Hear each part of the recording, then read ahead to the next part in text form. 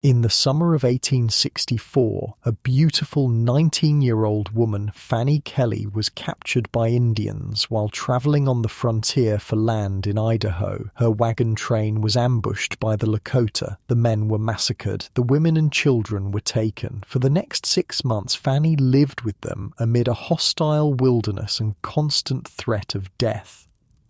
Her courage and resilience in the face of overwhelming odds would lead her to pen one of the most vivid and gripping accounts of frontier survival ever written. This is her story of what it was like to be kidnapped by the Lakota. Before we get into it, if these videos help you sleep, just tap like. I'm curious where you all are. Drop your city in the comments if you want. Someone in Berlin's winding down while I'm still up in the States recording this. Wild. Alright, let's head back to 1864 on the American frontier. Trust me, it's going to be quite a ride. But first, get comfortable. Seriously, adjust those pillows. Pull up that blanket, because where we're going, you're going to want to be cozy.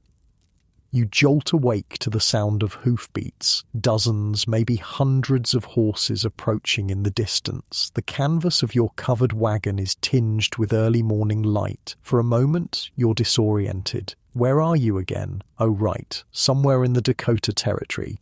Your wagon has been moving for weeks now, the wooden planks beneath your thin bedroll leaving imprints on your back each morning. Your husband, Josiah, is already up, his voice urgent outside. Fanny, get Mary ready, quickly.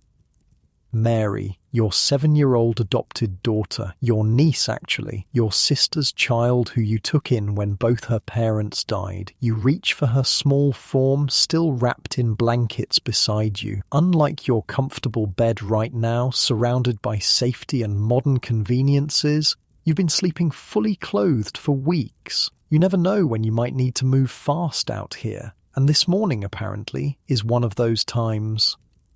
In May of 1864, when your journey began, you were full of hope despite the warnings. You were only 19, recently married to Josiah Kelly. He was 15 years older, a former Union soldier and farmer whose health had been worn down by war and hard labor. Idaho promised a fresh start, better climate, fertile land, new opportunities. Your wagon train was small, just a handful of families including the Larimores with their 8-year-old son, a minister, and 2 black servants who worked for your family, Frank and Andy. It's probably nothing, you tell Mary as you help her dress quickly, just a precaution. But Mary's eyes are wide with fear. She's seen Indians at trading posts before and always felt uneasy around them despite everyone's reassurances. Kids in 1864 grew up hearing stories about savages and painted warriors who attacked innocent travelers. "Are the Indians coming for us?" she whispers. "No, sweetheart, we have agreements with them. They'll let us pass through." The words sound hollow even to your ears. You peek through the wagon canvas. The morning light spills across the vast plains of the Black Hills, painting the landscape in warm orange hues. It would be beautiful if not for what you see on the horizon, and holy shit, there are a lot of them.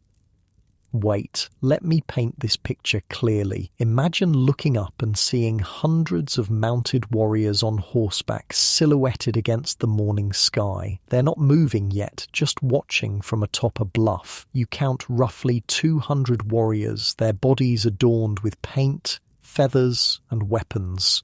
Your stomach drops. This isn't a trading party or a small band. This is a war party.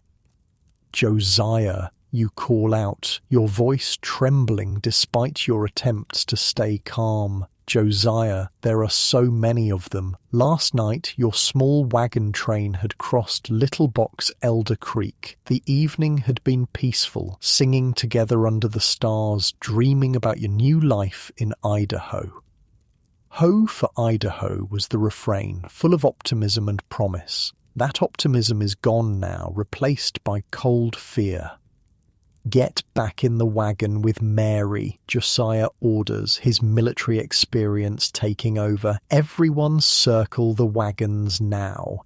The handful of men in your party scramble to arrange the wagons in a defensive ring, the standard pioneer response to threat. It's pathetic, really. A few wooden wagons against 200 mounted warriors. But what choice do you have? Mary is trembling in your arms, her fair hair catching the morning light.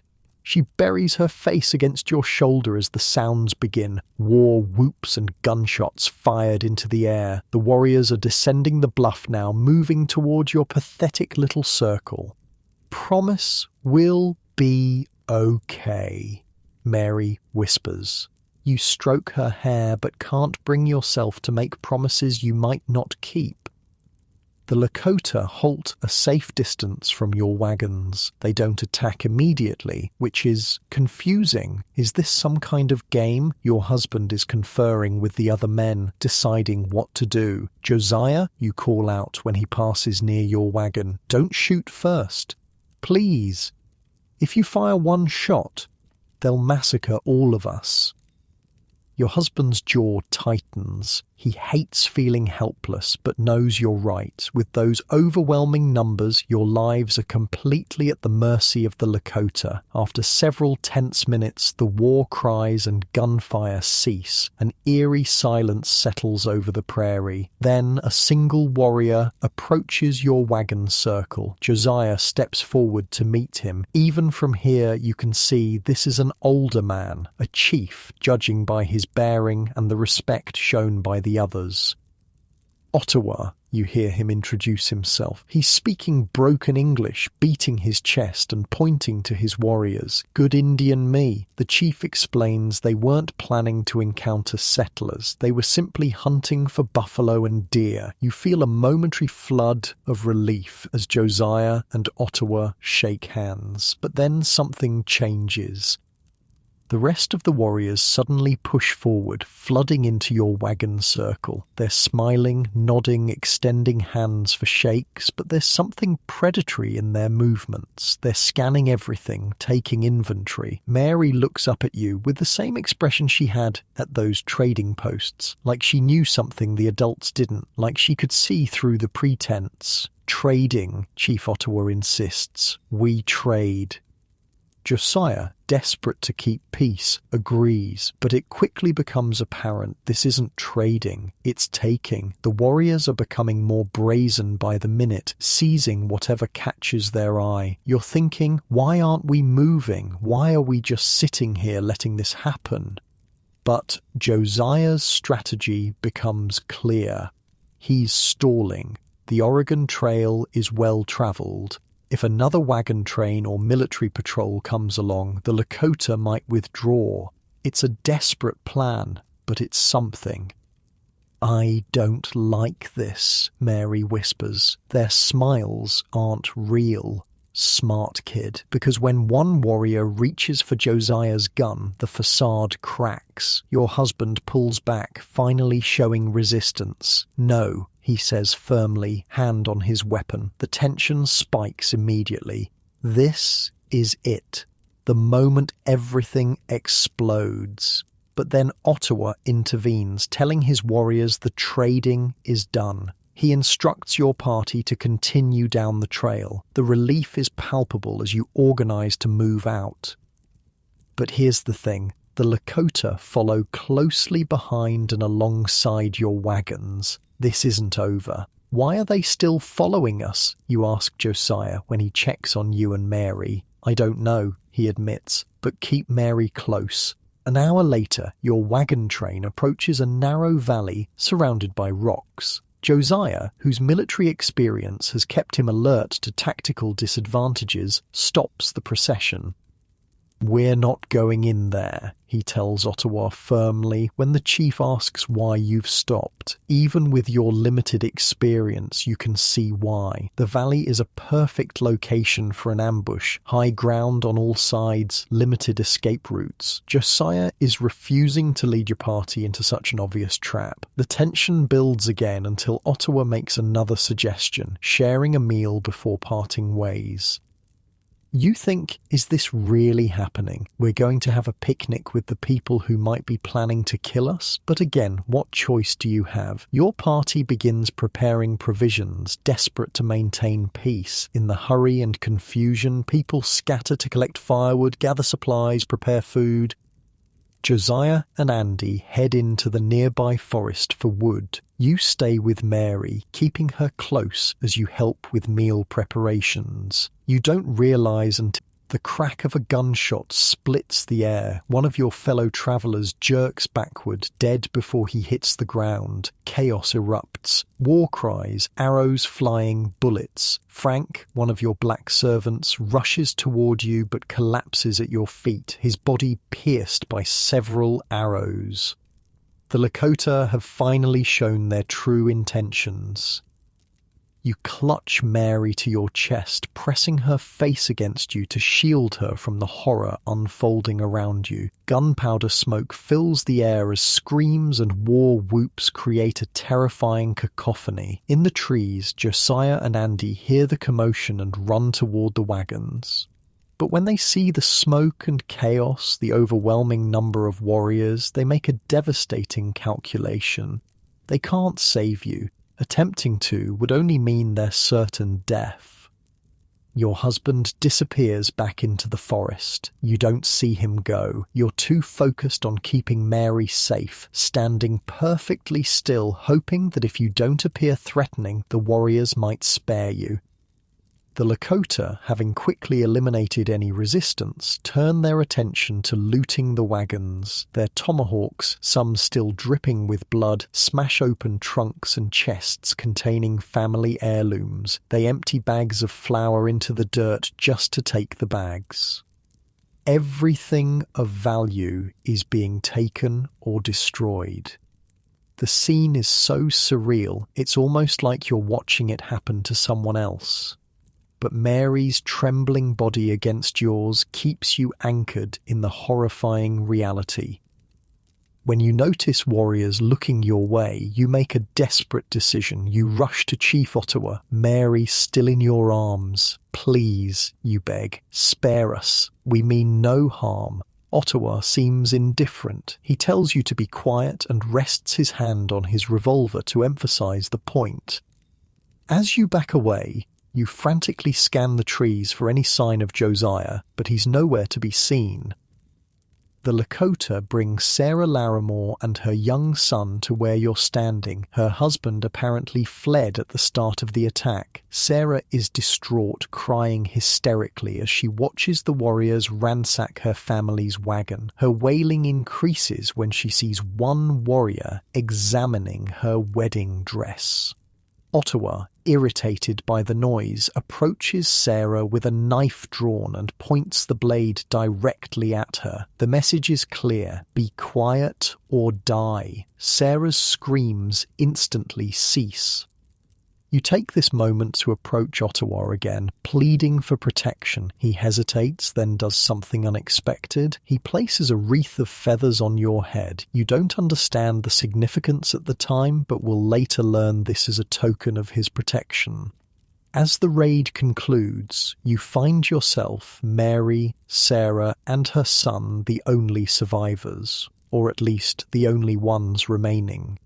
The men have either been killed or have fled. Your wagons and valuables are either taken or destroyed.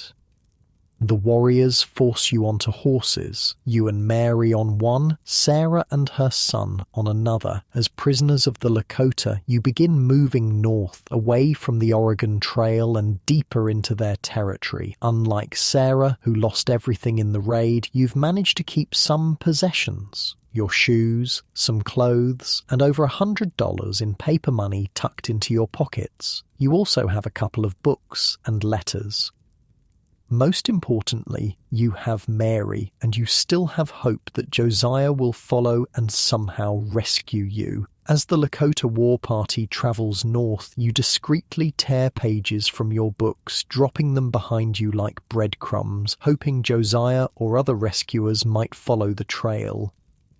The warriors don't stop to celebrate their successful raid. They continue moving through the night, a common practice to put distance between themselves and potential pursuers. A well-executed raid hits hard and fast, then disappears. Night falls, bringing cooling temperatures after the hot day. Stars glitter overhead and dark forest surrounds you, but there's no peace in this beautiful night scene. The warriors chant war songs as they push forward across creeks and dangerous gorges. Although the Indians ride near you in the darkness, you realize they might not notice if a small child slipped away. A desperate plan forms in your mind. You whisper to Mary, "We are only a few miles from our camp. I have dropped letters on the way. These papers will guide you back again." Drop gently down and lie on the ground for a little while to avoid being seen, then retrace your steps. "If I can, I will follow you."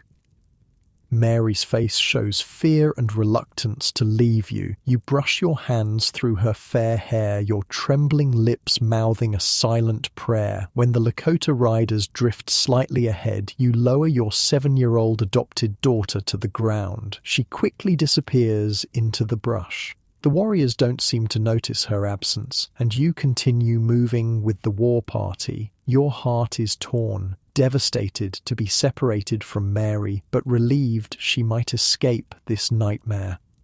Over the next hour, you search desperately for your own chance to escape. You feel that the further you travel, the less chance there is of rescue. In the darkness, you make a clumsy attempt to dismount. The Lakota aren't fooled. They're immediately upon you, and then they realize Mary is gone too.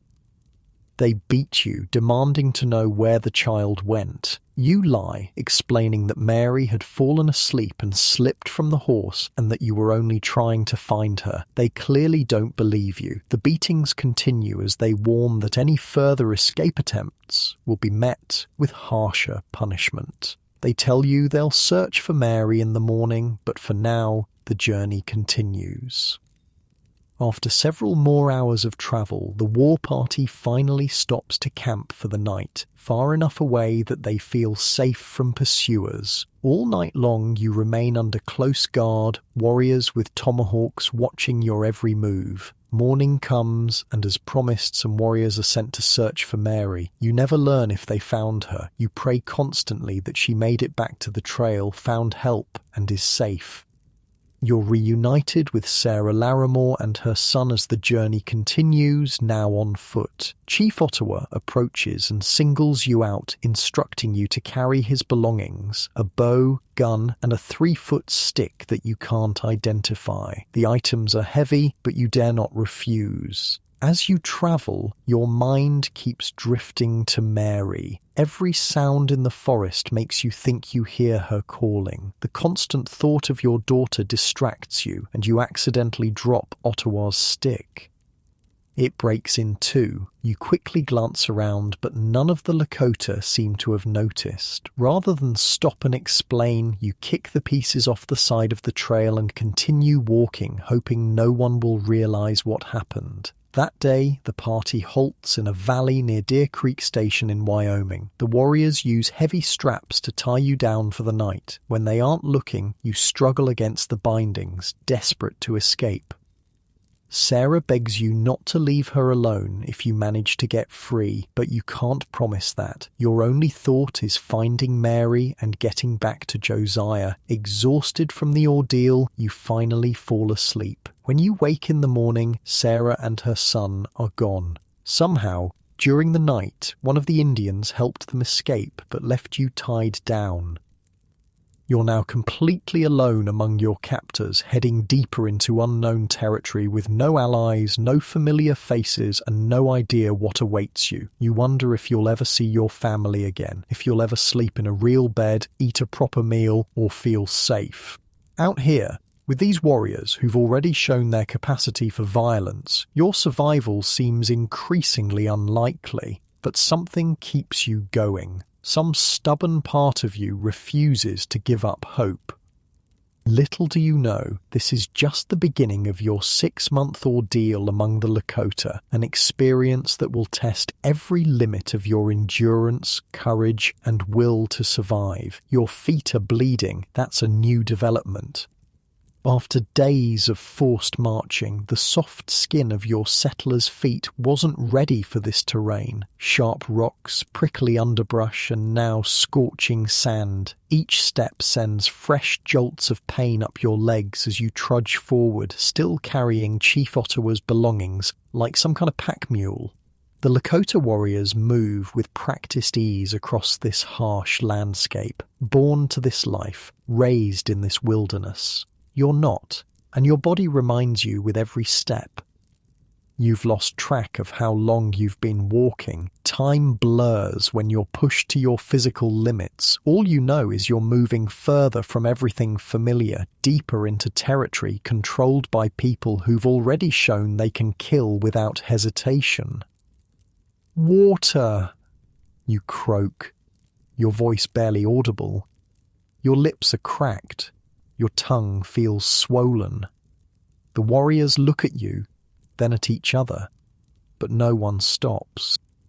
The Lakota war party has been travelling relentlessly since leaving the site of the wagon train attack. Their pace is brutal, designed to put distance between themselves and any potential pursuers. But unlike them, you weren't raised to travel like this. You weren't prepared for days without proper water or rest. Finally, they pause. You collapse to your knees, watching through half-lidded eyes as warriors dig into a creek bed searching for water. When little is found, they drink what's available. None is offered to you. Christ, you mutter under your breath. Just one sip. One of the younger warriors glances your way but turns his head. You're not a priority. You're cargo. Property. You force yourself up and keep moving because what other choice do you have? Die here in the dirt? As brutal as captivity is, some stubborn part of you refuses to give up. Night falls after what feels like endless walking. Your legs are trembling from exhaustion, but something different is happening in the camp tonight. The Lakota make a big fire, larger than previous nights, and begin to dance around it. The rhythmic stomping, the chanting, it's unlike the other evenings. This feels ceremonial, important, and somehow that makes it more terrifying. Otawa stands near the fire, his face transformed by the dancing shadows. He watches you with an intensity that makes your skin crawl. Then suddenly he stops the dancing, turns to you and yells, "Choa Chapa!" Everyone stares at you. You have no idea what he means. "Choa Chapa," he repeats, more aggressively this time. His hand moves to his weapon. You stand frozen, desperately trying to understand what he wants. A young Lakota boy named Wheel approaches, making a puffing motion with his lips. Realization dawns on you with horrible clarity. The pipe. Otawa wants his pipe. Your mind races back to the 3-foot stick you'd been carrying. The one you dropped and broke days ago, the one you kicked off the trail rather than admit you'd broken it. That wasn't just any stick. It was Ottawa's ceremonial pipe. Oh God. Ottawa's face contorts with rage as he realizes you've lost his sacred pipe. To him, this isn't just carelessness, it's sacrilege. He declares that you must die for this sin. He's saying they're going to kill you. A warrior who knows some English mutters. Tie you to horse. Use for target practice. Your knees go weak as warriors bring forward a horse. Others notch arrows in their bows. They place firebrands in hot coals to make the horse run wild while you're tied to it. You realize with horror, one Indian is sent to retrieve a particularly fast mount. This is actually happening. You drop to your knees, frantically praying, thinking of Mary and Josiah. Ottawa approaches with rope in hand. You've got seconds to live. Your hands frantically search for something, anything to make up for what you've done. Your small books are useless, maybe your shoes, but then you remember the money, the $120 in paper bills you've kept hidden in your pockets since the raid. In a frenzy, you pull out the banknotes and basically throw them at Otawa and the nearby warriors. You fan out the bills, passing them around, insisting on their high value. Money, good money, you cry, pressing the paper into their hands. Very valuable many horses. The warriors examine the green paper with curious eyes. They've seen American money before. They know it has power among white settlers. Otawa turns a bill over in his hand, studying the elaborate printing. Something changes in his expression. Whether impressed by the money itself or amused by your frantic pleading, you can't tell. But he barks an order and the warriors lower their weapons. You actually faint from relief. When you wake, you're still guarded, but the horse, ropes and target practice preparations are gone. You've bought another day of life with $120, every cent you had. The journey continues for days, each one blending into the next. You're a walking ghost now. Barely eating, sleeping only when you collapse from exhaustion, speaking to no one. But you're alive. And as long as you're alive, there's hope. When the party nears the Powder River, something unexpected happens. Ottawa's brother-in-law notices your deteriorating condition and takes pity on you. He gives you fresh stockings for your bleeding feet. This simple act of kindness, the first you've experienced since your capture, is received as an insult by Ottawa. A heated argument erupts between the warriors. Ottawa, enraged that someone would show kindness to his prisoner without permission, actually fires a shot at his brother-in-law's horse. Unable to retaliate against the chief directly, Ottawa's brother-in-law turns his anger toward you instead. He draws his bow and aims it at your chest. No, no, no, no, you whisper, frozen in place. Just as he's about to release the arrow, a young, strong warrior appears from nowhere. He grabs the bow before it can be fired and tosses it to the ground. The tension is electric as the two men face off. This newcomer, you'll later learn his name is Jumping Bear, also translated as Charging Bear, diffuses the situation with calm words. He's not from Ottawa's band. He's a Blackfoot, another band of the Lakota. Something about him is different from the others. From that moment on, Jumping Bear becomes your unlikely protector. He even rides beside you, which is unusual since male warriors rarely ride with female captives. His kind treatment stands in stark contrast to the others, and it soon becomes obvious to everyone that he's developed a romantic interest in you. After 2 weeks of travel, you finally approach the Lakota village, but there's a strange ritual first. The war party stops out of sight to prepare for their arrival. What are they doing? You ask Jumping Bear, who knows some English. Making beautiful, he says, gesturing to the warriors adorning themselves and their horses with paint and decorations. Show victory. You watch in disbelief as the warriors put on clothes taken from your wagon train.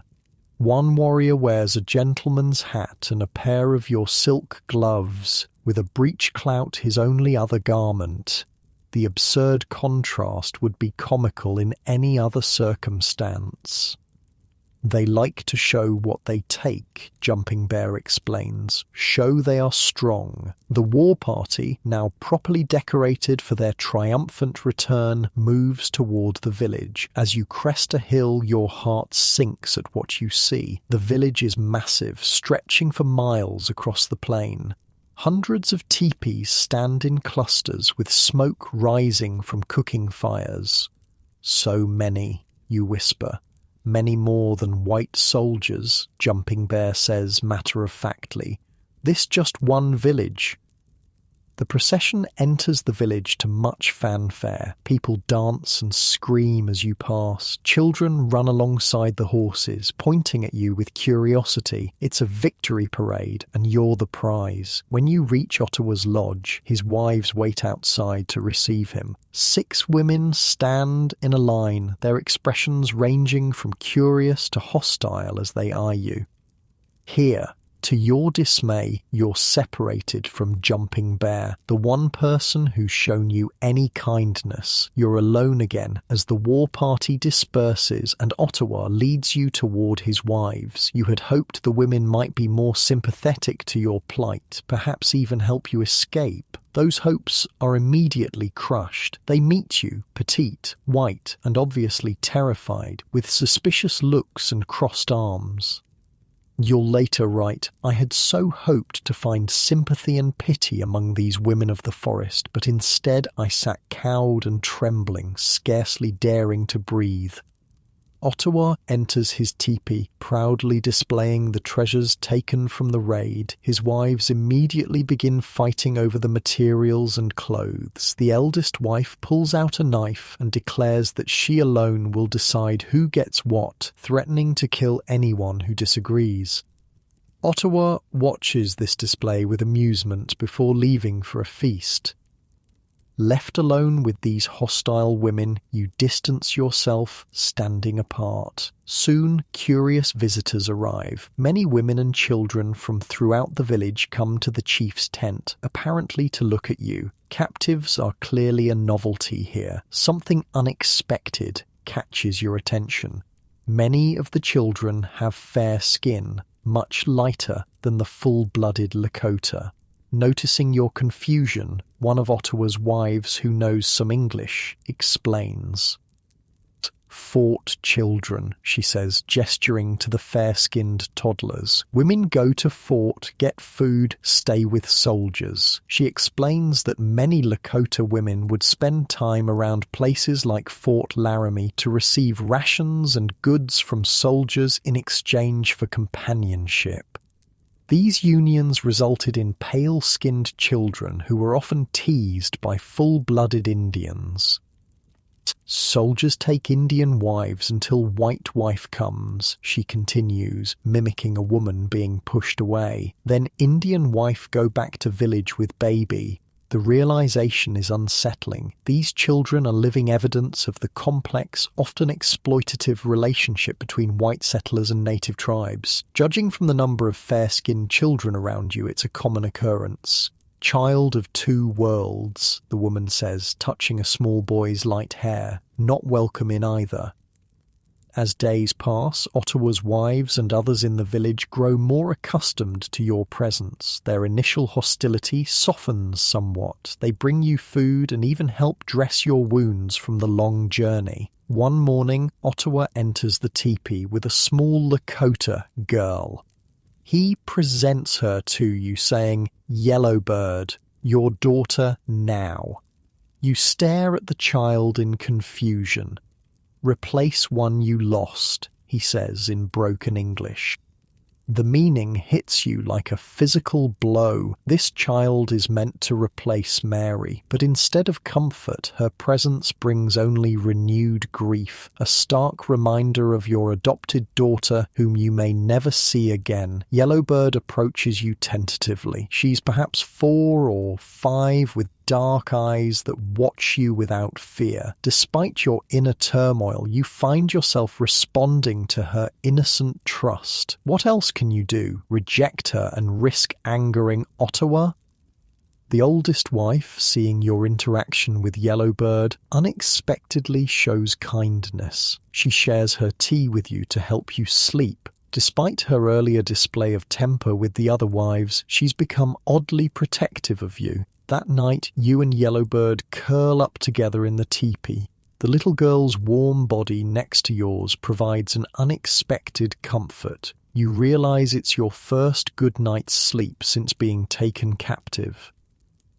"Sleep," the old wife says, nodding approvingly. Tomorrow, much work. And she's right. Your days quickly fill with labor. Cooking, cleaning, carrying water, scraping hides, gathering wood. You're expected to earn your keep as the lowest-ranking member of the household.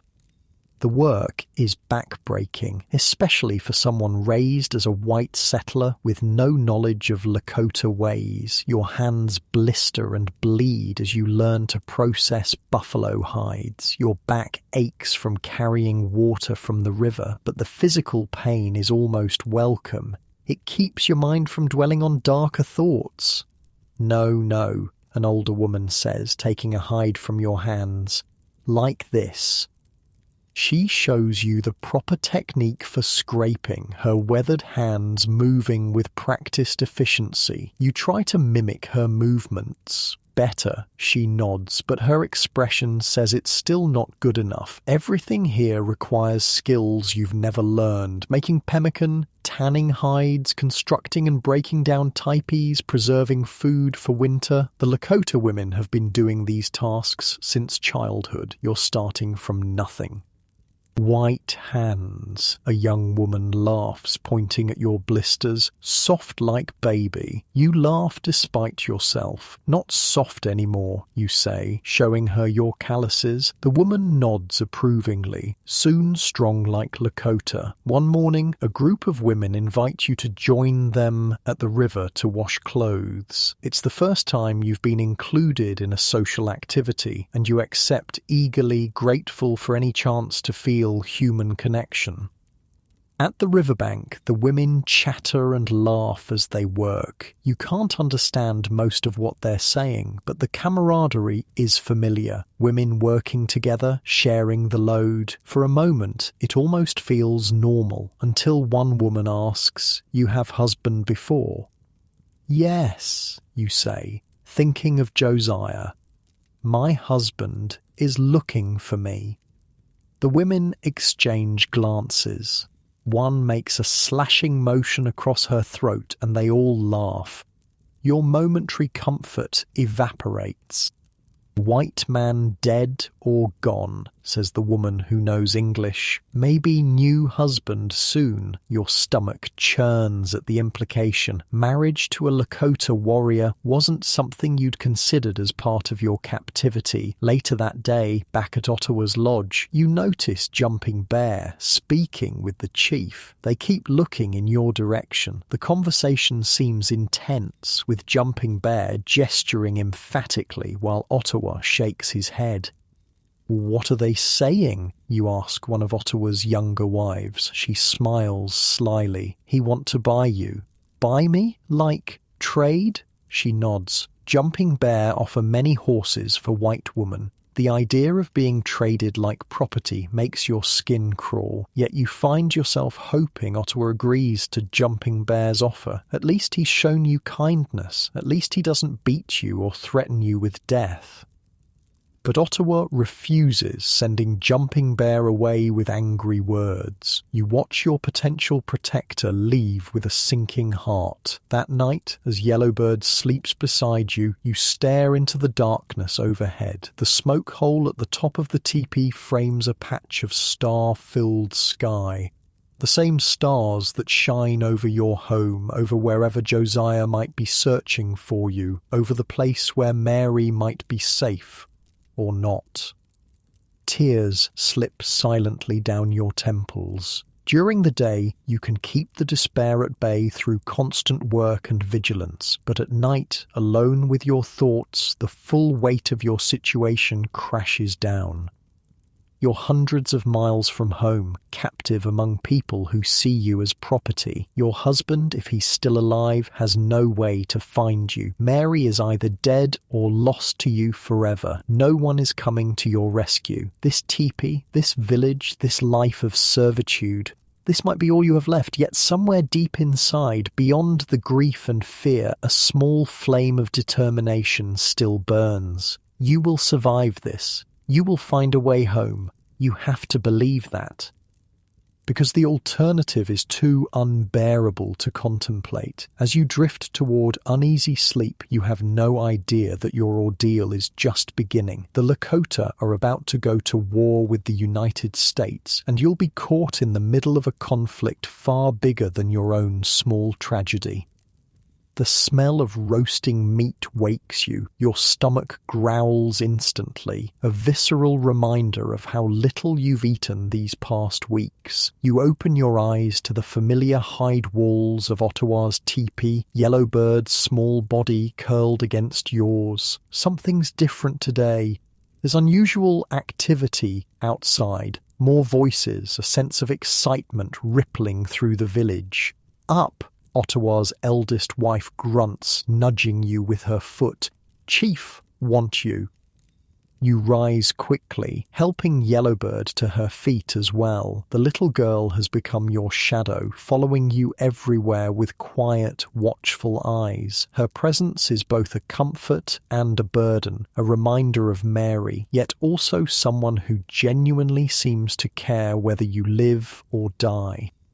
Outside, the July sun beats down on a village transformed by visitors. Warriors from other bands have arrived, their horses increasing the already substantial herd grazing beyond the teepees. Men gather in groups, talking animatedly, examining weapons. "What's happening?" you ask the eldest wife. She gives you a look that suggests you should already know. Feast day, big council. Otawa himself appears, dressed more elaborately than you've seen before. Extra feathers, additional paint streaks across his face, his finest beadwork adorning his clothing. "Come," he orders you directly. No translation needed. He leads you toward the center of the village where a large fire pit has been prepared. To your surprise, you're directed to sit on a raised platform of sorts, not with the wives or other women, but in a position of visibility. The arrangement makes you deeply uneasy. Why display you like this? Your question is answered as warriors begin to gather. They stare at you openly, some with curiosity, others with unmistakable hostility. You're being presented as a trophy, living proof of Ottawa's successful raid. But that's not the most disturbing thing. As more men assemble, you notice what many of them carry. Scalps, human scalps hanging from their belts, some fresh, some clearly older. Your stomach churns at the sight, knowing these came from people like you, settlers, travellers, perhaps even soldiers.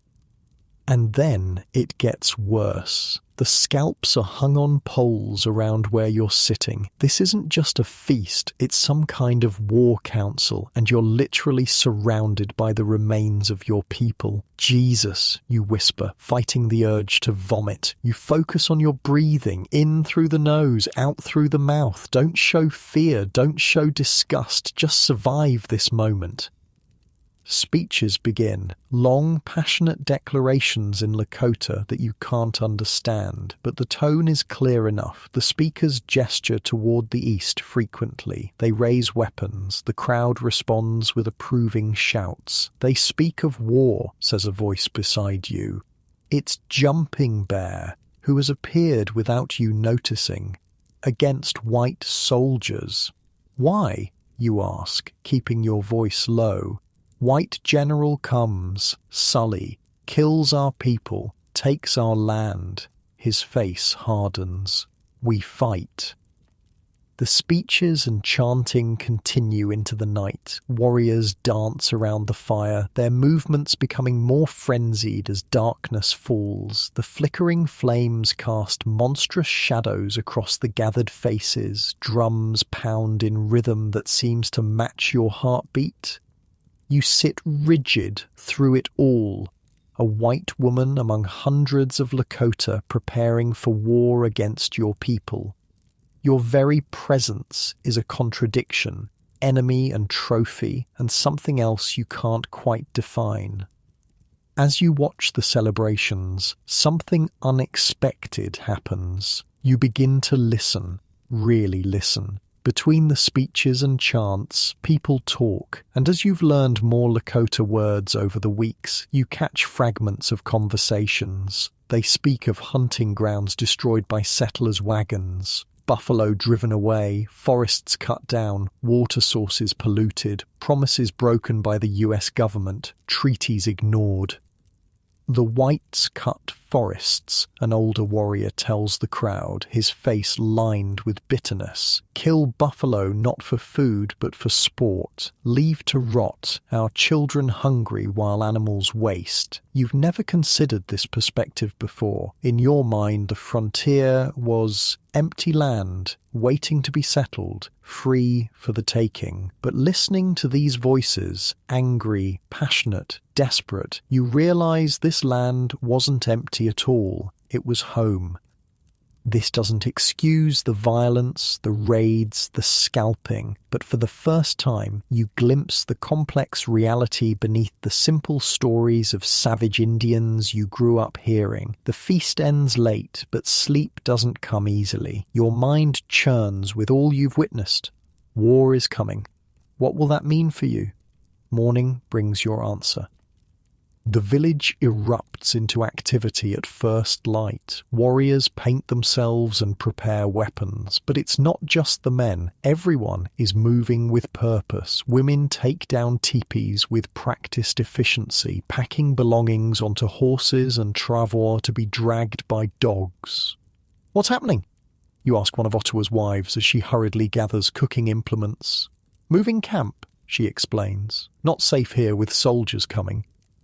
Within hours, the once sprawling village is reduced to just people, animals, and bundles. Everything they own can be transported. It's an impressive feat of mobility. These people can relocate their entire community faster than most white families could pack a single house. You're given a horse to ride, joining the women, children, and elderly who will travel to a safer location while the warriors confront General Sully's forces. Yellowbird rides with you, her small arms wrapped around your waist. Soldiers kill children too, she says matter-of-factly, and the simplicity of her statement breaks your heart. The procession moves out, heading deeper into Lakota territory. You're not privy to military plans, but it's clear the warriors are leading Sully's forces away from where the non-combatants are heading. For 3 days, you travel with this group, helping set up a smaller, temporary camp. The atmosphere is tense. Women scan the horizon constantly, ready to flee again if necessary. Then the warriors return. Their whoops of victory reach the camp before they're even visible. When they crest the hill, the women rush out to meet them. The men are displaying scalps, fresh ones, and captured weapons. Their celebration makes it clear this skirmish went in favor of the Lakota. You don't know what happened to Sully's men, how many died, whether they retreated or were massacred. But the evidence of violence is unmistakable. To your horror, Otawa comes directly to you. He pulls you from your tasks and has you painted, actual war paint applied to your white skin. Then, as the victory celebration continues, you're made to hold the staff carrying their trophies. Human scalps sway before your eyes as warriors dance around you. The message is clear. See what we do to your people. You could be next. According to what you'll later write, the warriors jumped around in a circle, brandishing their weapons and whooping and yelling the war cry in the most frightful manner. All jumped upon both feet at the same time with simultaneous stamping and motions with their weapons, keeping exact time. Their gestures impressed me as if they were actually cutting and carving each other to pieces as they uttered their fearful, sharp yells. To your eyes, they seem demonic in their victory frenzy, but now, understanding more, you see something else too. Pride, relief, the exhilaration of people who successfully defended their home. A bizarre thought crosses your mind. In different circumstances, if you were Lakota, you might be celebrating too. The victory proves temporary. Just days later, word reaches the camp that General Sully has regrouped. He's coming again with more men and artillery this time. Otawa and the other chiefs gather quickly to discuss options. You've learned enough Lakota by now to understand the basics. This force is too large to confront directly. The only option is to retreat. Sully say he give us most severe punishment Indians ever receive, translates Jumping Bear, who's managed to find moments to speak with you despite Ottawa's disapproval. Many soldiers, big guns. By dawn, the camp is again in motion. Warriors still capable of fighting prepare to engage in delaying tactics while the main group, you included, flees toward the badlands. This retreat is far more desperate than the previous one. You travel until sundown without breaks, finally stopping when you reach the Missouri River. You're dehydrated, sunburned, and exhausted. Your eyes constantly scan the horizon, hoping against hope to see US soldiers who might rescue you. "Looking for blue coats?" asks one of Ottawa's wives with a knowing smirk. You don't answer, but your face must betray you. "They not come for one white woman," she says. "Not worth it." That night, under a sky so vast and star-filled it almost hurts to look at, you wonder if she's right. Does anyone even know you're alive? Is anyone looking for you? Or have they all assumed you're dead, another casualty of the frontier? The next day brings a new development. Wounded warriors arrive in camp. To your surprise, you're called to help treat them. Your initial reluctance fades when you see the extent of their injuries. Whatever your feelings about the Lakota, basic human compassion kicks in. You clean wounds, apply poultices as directed by the tribal healers, and help bind injuries. Your gentle touch and focused care earn nods of approval from the Lakota women. "Good hands," says one elderly healer. "Steady." It's strange to feel pride in this context, but there it is, a small glow of satisfaction that you've done something well, something useful, something that might, in some small way, improve your standing among these people. The tribe continues its retreat into the Badlands, a desolate territory of rugged terrain, sparse vegetation, and extreme temperatures. They hope General Sully won't follow them there, but Sully proves more determined than they anticipated. "White General still comes," reports a scout, his horse lathered with sweat from hard riding, many soldiers not stopping. The news sends a fresh wave of panic through the camp. The pace increases. People begin abandoning supplies to travel lighter and faster. Lodge coverings, clothes, tools, blankets, cooking utensils, anything not absolutely essential for immediate survival. You watch as generations of carefully crafted possessions are left behind. Beautiful beadwork, intricate quill work, items that took months to create, all abandoned in the desperate flight. The horses, already thin from hard travel, are beaten to continue. Some collapse from exhaustion. The tribe pushes on, finally crossing the Yellowstone River to escape Sully's pursuit. Later, when warriors go back to collect some of their abandoned supplies, they return with grim news. Sully's men have burned everything. Teepees, food stores, winter clothing, tools, all deliberately destroyed. "They not want fight us," says Jumping Bear bitterly. "They want starve us, kill by winter." The strategy is cruelly effective. With winter approaching and their supplies destroyed, the tribe faces a dire situation. Food becomes increasingly scarce. Game is hard to find in the Badlands. The few horses and dogs that die of exhaustion are butchered and eaten, but there's never enough.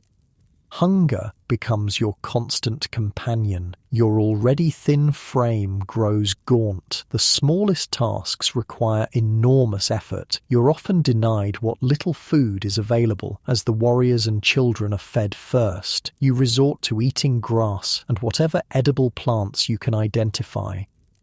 The communal crisis affects everyone's temperament. People who were previously kind grow irritable and suspicious. Arguments break out over the smallest things. The thin veneer of acceptance you'd built begins to crack. One morning, you wake to news that the warriors who had been fighting Sully's forces have returned. But this isn't like before. There's no celebration, no display of trophies. These men are defeated, some wounded, all exhausted and demoralized.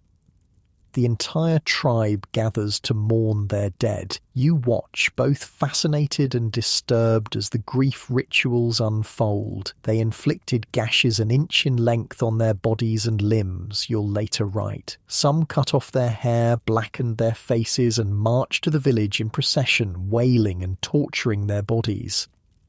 The collective grief turns to anger, and predictably, much of that anger focuses on you, the only white person present, a living symbol of the enemy that's causing their suffering. Otawa and other chiefs bring you to a council. In the centre of their circle, a stake has been placed in the ground, surrounded with sticks and kindling. The meaning is unmistakable.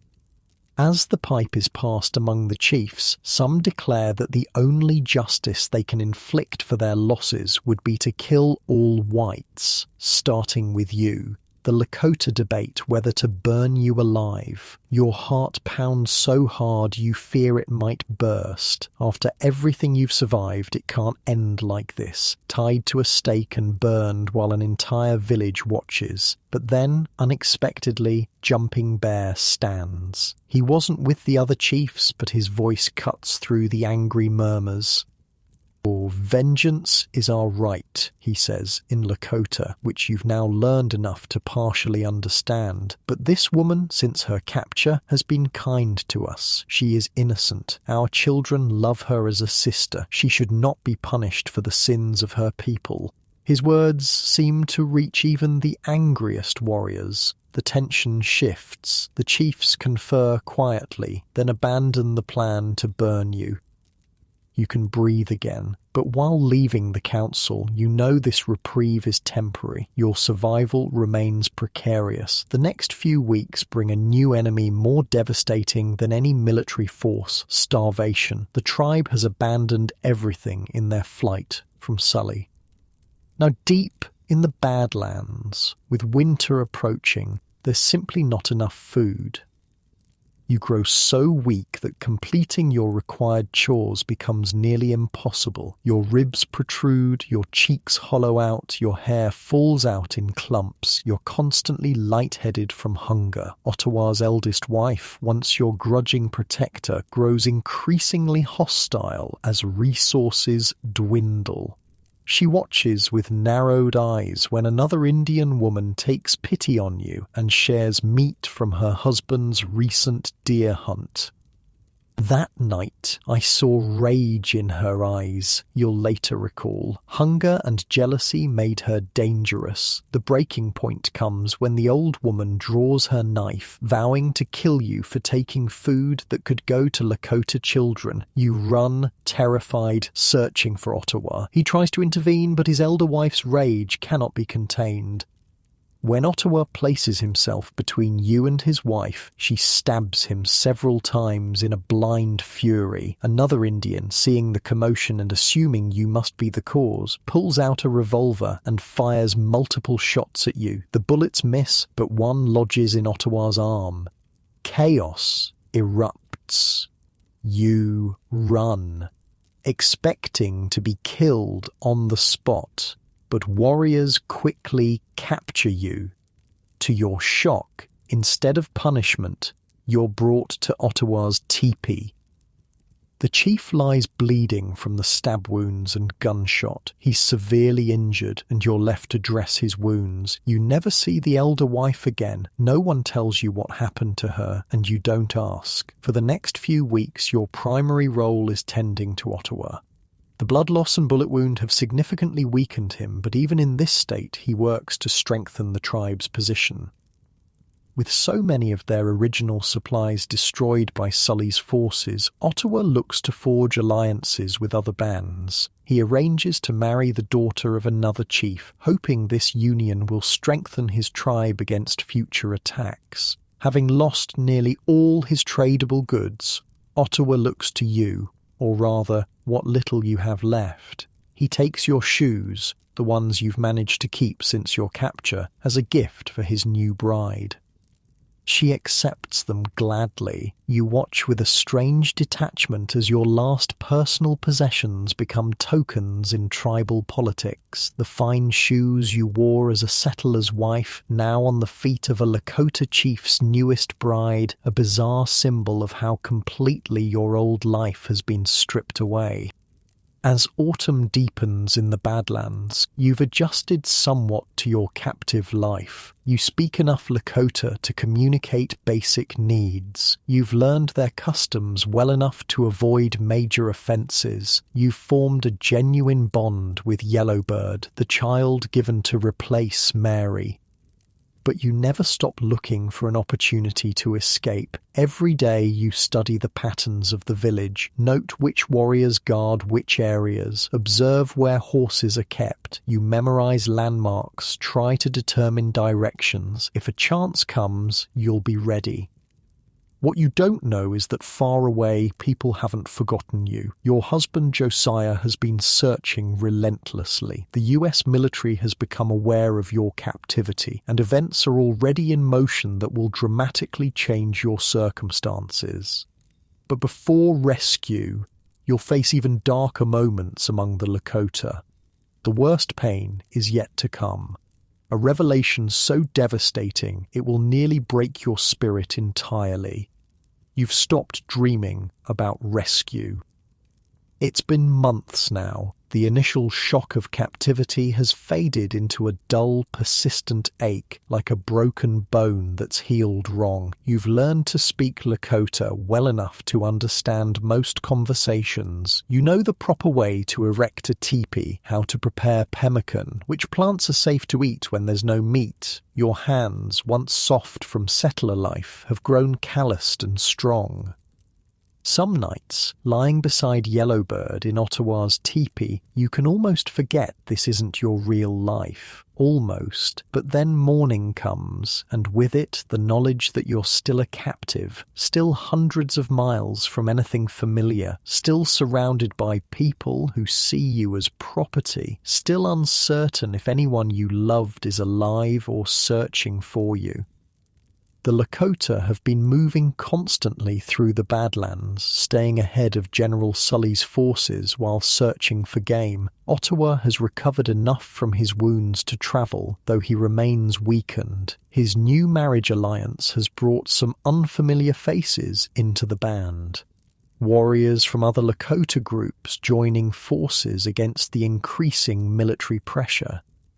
Today's journey is particularly grueling. The terrain is harsh, rocky outcroppings, sparse vegetation, extreme temperature swings between day and night. Water is scarce, forcing long detours to find reliable sources. By midday, your lips are cracked, your throat parched. You ride with Yellowbird, the little girl dozing against your back in the afternoon heat. The child has become your tether to sanity, someone to care for, someone who cares whether you live or die. You've stopped thinking of her as a replacement for Mary and started seeing her as a person in her own right.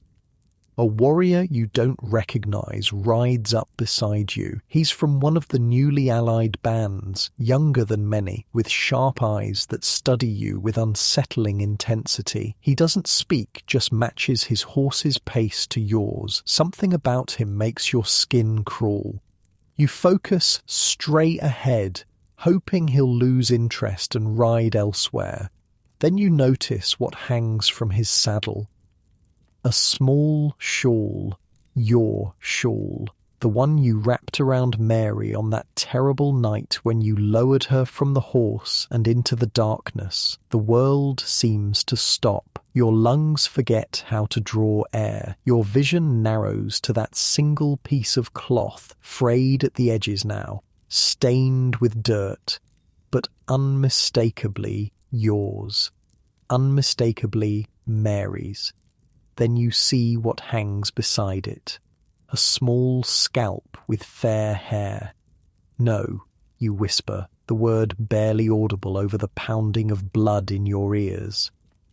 The warrior notices your gaze. His face remains impassive, but there's a glint in his eye. Pleasure at your recognition, your horror. You fall from your horse. Later, you'll write that you dropped to the ground as if dead, and in that moment, part of you does die. Every hope you've secretly harboured, that Mary escaped, that she found help, that she's safe somewhere, perhaps even reunited with Josiah, all of it collapses under the unbearable weight of what hangs from that warrior's saddle. My eyes rested on the frightful sight you'll later write. I trembled in my saddle and grasped the air for support. A blood-red cloud seemed to come between me and the outer world. You lie in the dirt, unable to move, barely able to breathe. The warriors try to get you to stand, to continue the journey. You beg them to kill you. They don't. They simply leave you there. After what feels like hours, someone helps you back onto your horse. Yellowbird's small hands touch your face, wiping away tears you didn't know were falling. "Why sad?" she asks in Lakota. You can't answer. How do you explain to a child that you've just seen proof her people murdered your child? That the girl you were forced to abandon is definitely dead, her hair taken as a trophy by the very people you now live among? Sick, you manage to say. Heart sick. She nods solemnly, as though this makes perfect sense. Perhaps it does. Perhaps even a child in this harsh world understands that some pains go beyond physical ailments. The days that follow pass in a fog of grief. You perform your tasks mechanically, eat without tasting, speak only when absolutely necessary. Even Yellowbird's presence brings little comfort now. Every time you look at her, you think of Mary, and the pain is fresh again. You now understand why Otawa gave Yellowbird to you, what he meant when he said she was to replace the one you lost. He knew all along. They all knew. Somewhere in the blackness of your despair, a new emotion takes root. Hatred, pure burning hatred for the people who murdered your child, who took her hair as a trophy, who forced you to live among them and serve them. You imagine finding a knife, waiting until night, slitting Ottawa's throat while he sleeps. You picture setting fire to the entire camp, watching it burn with all of them inside. But these are just fantasies. The reality is that you're one woman among hundreds of warriors. Any attempt at revenge would end with your immediate death, and despite everything, some stubborn part of you still wants to live, so you endure. Day after day, you wake up, you work, you eat what little food is available, you sleep. You speak when spoken to. You obey orders. You survive because the alternative is to give up, and something in you refuses to give them that satisfaction. Weeks of mindless routine pass this way. The tribe continues moving through the badlands, always one step ahead of starvation. The game is scarce, the edible plants few and far between. Everyone is hungry, but as a captive, you're last in line for food. Your body, already thin, becomes skeletal. Your hair falls out in clumps. Your gums bleed. Simple tasks leave you dizzy from exertion. Then one day, something unexpected happens. A well-dressed Indian rides into the village on a handsome horse. Unlike the ragged, hungry warriors you've grown accustomed to seeing, this man looks healthy and prosperous. His clothing is fine, his horse strong and well-fed. You notice him immediately, but he doesn't approach you right away. For several days he observes from a distance, conferring with Otawa and other leaders. Finally, he comes to you as you're scraping a hide outside Ottawa's teepee. "You Fanny Kelly?" he asks in surprisingly good English. You're so shocked to hear your full name that for a moment you can't respond. "Yes," you finally manage. "I am." He reaches into his clothing and produces a folded paper from Captain Marshall, 11th Cavalry. Your hands shake as you take the letter. It's been so long since you've seen English words on paper. The handwriting is neat, formal, the script of an educated military man. The letter explains that the US military knows you're alive. They've made several attempts to rescue you. They've sent this man, Porcupine, a friendly Indian, to bring you back, rewarding him with provisions, including the fine clothes and horse you noticed. Most importantly, the letter says Porcupine can be trusted because the fort has his 3 wives as hostages, ensuring his cooperation. Hope, so long absent, flares painfully in your chest. This is it, your chance at freedom, at returning to whatever remains of your old life. Maybe Josiah is waiting at the fort. Maybe there's still a future for you beyond captivity. You look up at Porcupine, tears blurring your vision. When do we leave? His expression shifts, a sly smile replacing his previously neutral face. We don't? What do you mean? I not take you back, he says simply. I join Lakota, fight whites. The hope that had briefly lightened your heart crashes down, heavier than before. But your wives, you stammer. The hostages, Porcupine laughs. White soldiers are cowards. They never kill women. I will deceive them as I have done before. Please, you beg, clutching the letter that now feels like cruel mockery. Please, help me. He shakes his head. I tell them you died. Sickness. He makes a coughing sound, then laughs again at his own joke. With that, he walks away, leaving you kneeling in the dirt, the letter crumpled in your fist. This betrayal, learning that people know where you are but still can't help you, is almost as devastating as discovering Mary's fate. Almost, but not quite. Nothing could match that pain.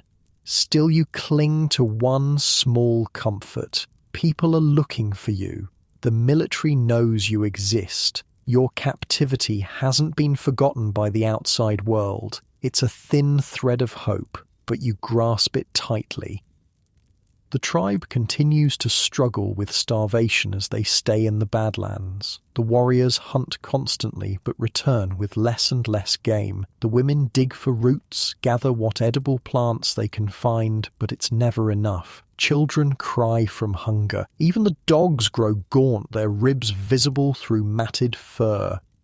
One day, you narrowly escape a prairie fire that sweeps through the area where you're gathering plants. You run back to camp, breathless, only to find Otawa's newest wife waiting with fresh accusations. You bring bad luck, she hisses in Lakota. Since you come, only bad things happen.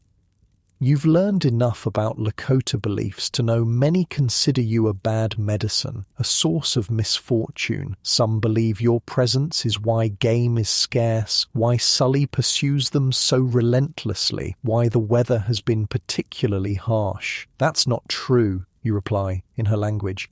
These things would happen whether I was here or not. She spits at your feet. Otawa should have killed you long ago. You don't argue further. What's the point? In her position, you might believe the same thing. When life becomes unbearably hard, humans need something or someone to blame. As the outsider, the enemy, you're the obvious choice.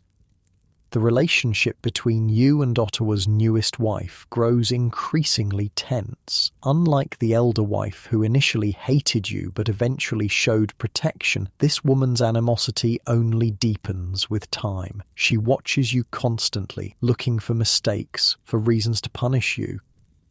She sabotage, she tells Ottawa one evening, pointing at a torn piece of hide you've been working on. Waste good buffalo skin.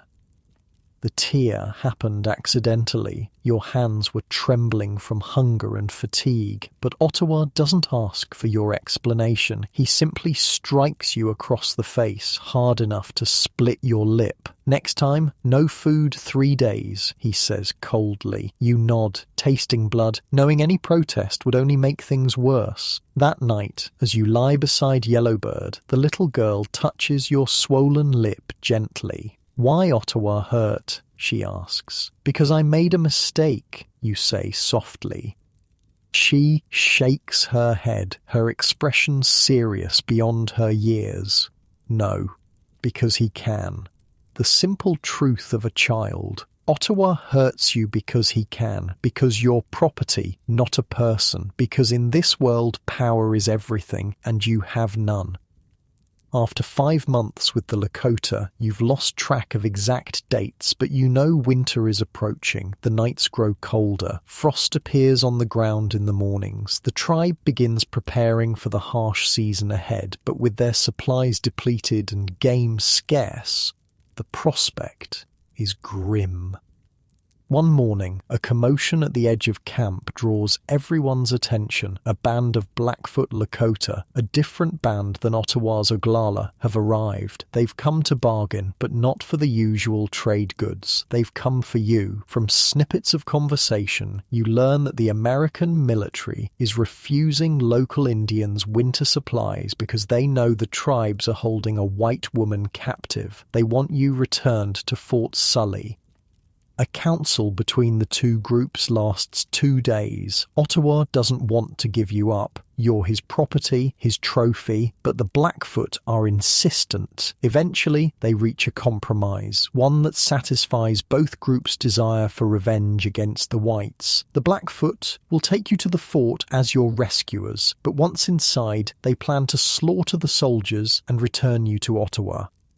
The thought of being used as bait in a massacre horrifies you. You want nothing more than to be reunited with your people, but not at the cost of leading them into a trap. I won't do it, you tell Jumping Bear, who has explained the plan to you. I won't help them kill soldiers. He studies your face. Then you never leave. Die here, starving, when winter comes. The impossible choice tears at you. Refuse to cooperate and remain a captive, possibly dying of starvation in the coming winter, or agree to the plan, potentially reaching safety, but at the cost of leading others into an ambush. Before you can decide, the choice is made for you.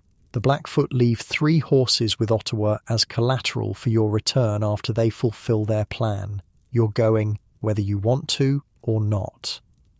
Among 50 armed and painted warriors, you travel 150 miles to the Blackfoot camp. The journey is exhausting and cold, but when you arrive, you're met with an unexpected celebration. The chief's wife approaches you with surprising kindness. "You be safe here," she says in broken English. "Anyone hurt you? Big trouble?" This protection is welcome, especially when you learn you'll have many visitors. The Blackfoot are not the only ones incentivized by the US to return captives. Other groups hope to pick up rations to help them survive the coming winter. The Yankton are the first to visit, expressing their desire to purchase you. The Blackfoot chief refuses. After several other bands make similar offers, the Blackfoot begin hiding you. One night, an Indian even cuts into your teepee in an attempt to kidnap you. You've become valuable, a commodity to be traded rather than a person to be rescued. Poor weather, including snowdrifts, delays the Blackfoot's plan to take you to the fort. As you wait, an old protector reappears. Jumping Bear arrives in the Blackfoot village. Having heard of their possession of you, though he's been gone for some time, his affection for you clearly hasn't changed. One evening, as you sit by a small fire outside your teepee, he approaches and sits beside you.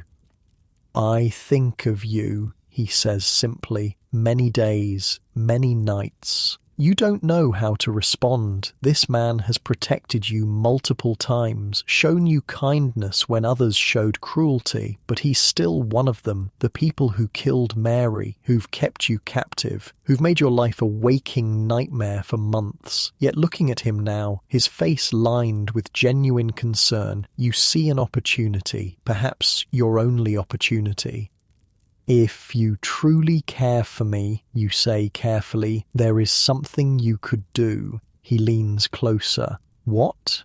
"Carry a letter to my people at the fort. Deliver it personally to General Sully." Jumping Bear pulls back, instantly wary. "Letter say what?" You choose your next words with extreme care. "It would say that you have been kind to me, that you should be rewarded." You pause, then add, "The army would give you a fine horse so you could return with your prizes."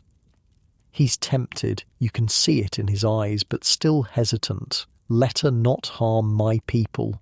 "No, you lie. I promise. In truth, you plan to warn the general about the surprise attack, to beg the soldiers to rescue you while exposing the Blackfoot plot, but Jumping Bear doesn't need to know that. The letter speaks well of you, you insist. Come back with your reward and prove your friendship.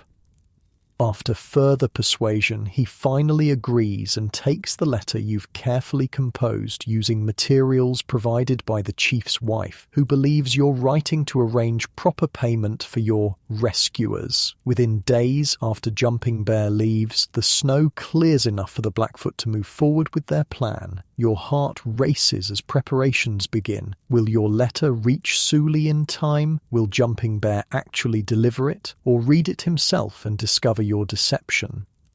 Your future balances on impossibly thin ice. If your warning doesn't reach the fort before you arrive with the Blackfoot, you'll be responsible for a massacre. If it does reach them, you might finally gain your freedom. But at what cost to Jumping Bear, the one person who's consistently shown you kindness?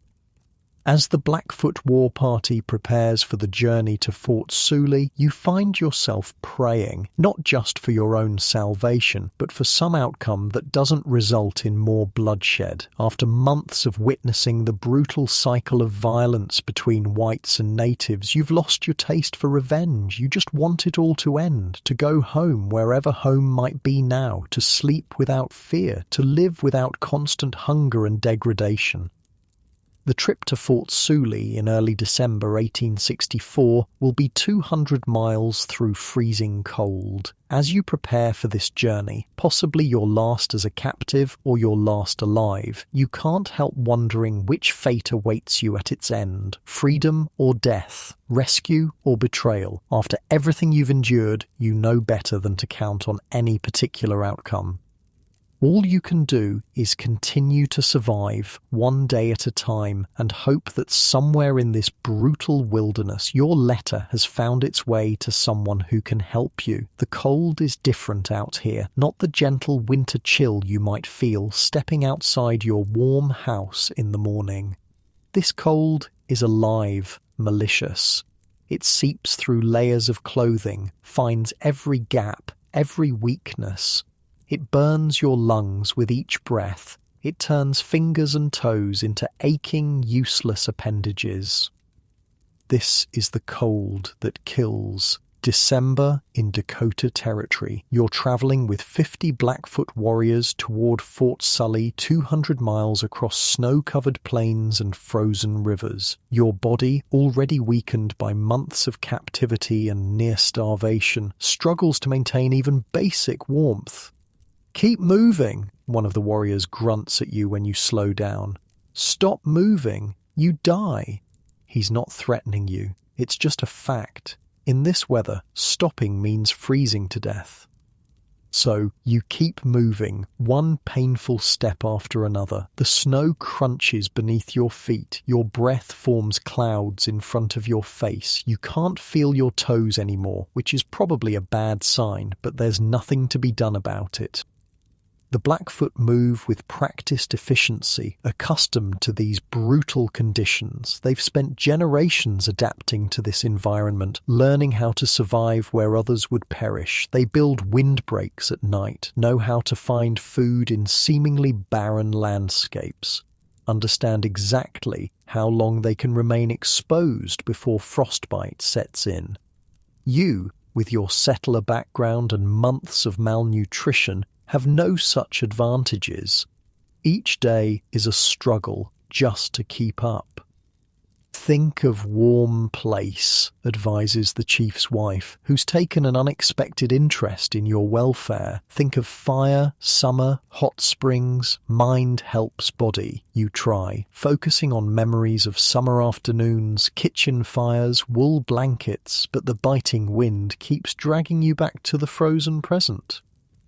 At night, huddled in borrowed buffalo robes around small fires, the warriors tell stories and make plans. You've learned enough Lakota to understand most of their conversations now. You listen carefully, hoping to gauge how committed they are to their plan to massacre the soldiers at Fort Sully.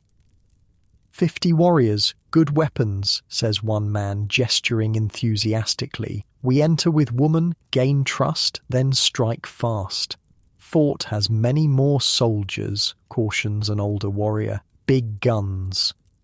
Surprise is advantage, argues the first. They not expect attack from inside. The debate continues night after night. Some warriors express confidence in the plan, others voice doubts, but all agree on one thing. They need those winter supplies. Without them, their families will starve before spring. You understand their desperation. You've witnessed firsthand the Lakota's struggle to survive after being pushed from their traditional hunting grounds, after having their caches and supplies destroyed by General Sully's forces. These are not monsters, despite what they did to your wagon train, despite what happened to Mary. They're people fighting for survival the only way they know how. That understanding doesn't change your determination to warn the fort, of course. Your loyalty remains with your own people. But the months among the Lakota have at least given you insight into the complex reality beyond the simple, savage Indian narratives of your childhood. 3 days into the journey, something unexpected happens. A young warrior who's been assigned to guard you at night begins speaking to you in surprisingly good English.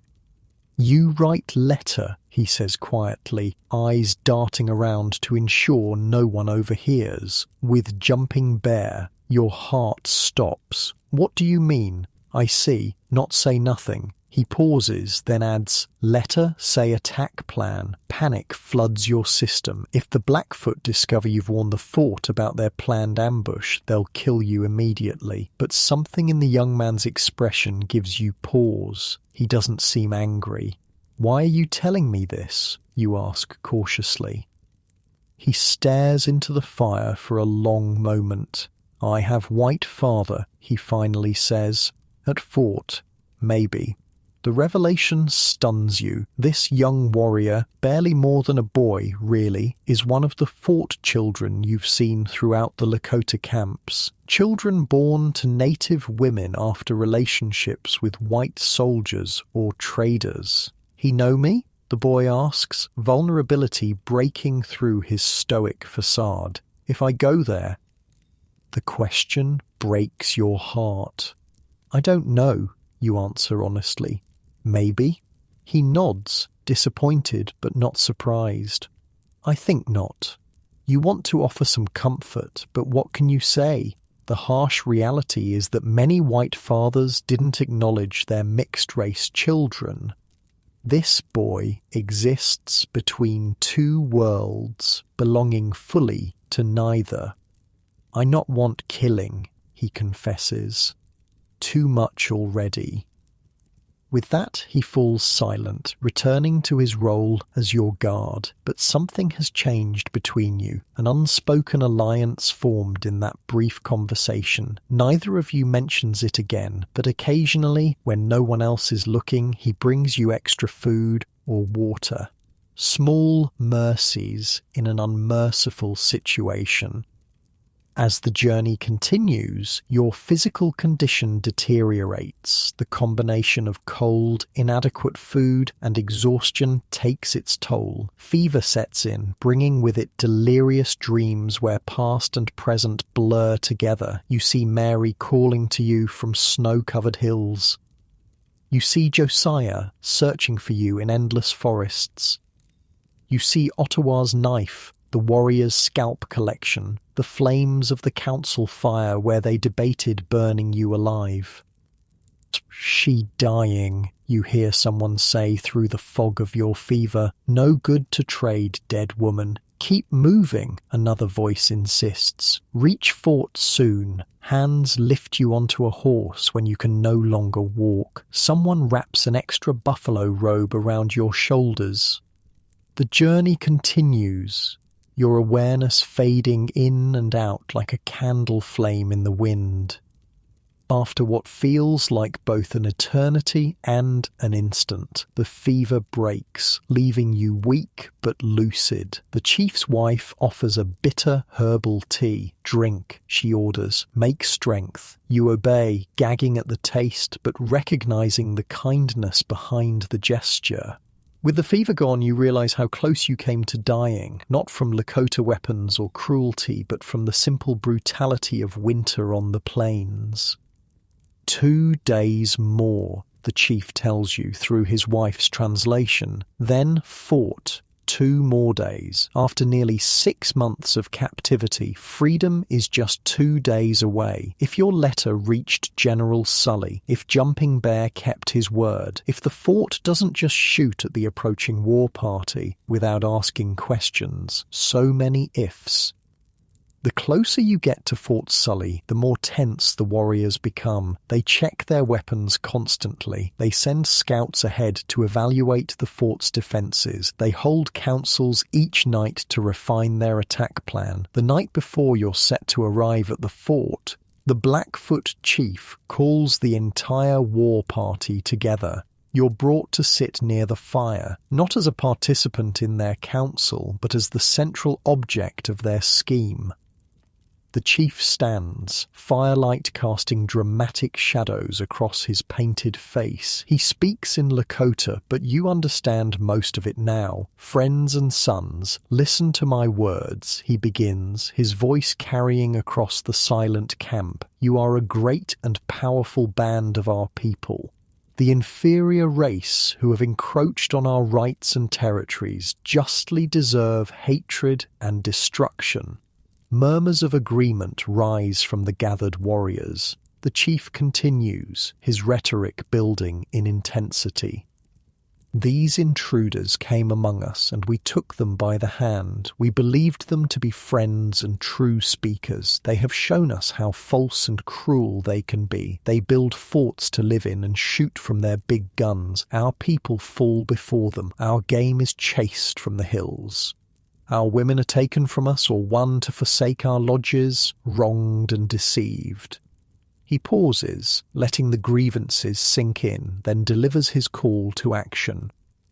"Meet them with equal cunning. Show them no mercy. They are but few, we are many. Whet your knives and string your bows. Sharpen the tomahawk and load the rifle." The warriors grunt with approval, their faces hardening with resolve. You sit perfectly still, trying to appear impassive while your mind races. This is really happening. Tomorrow, these men will attempt to enter Fort Sully under the guise of returning you, then slaughter everyone inside.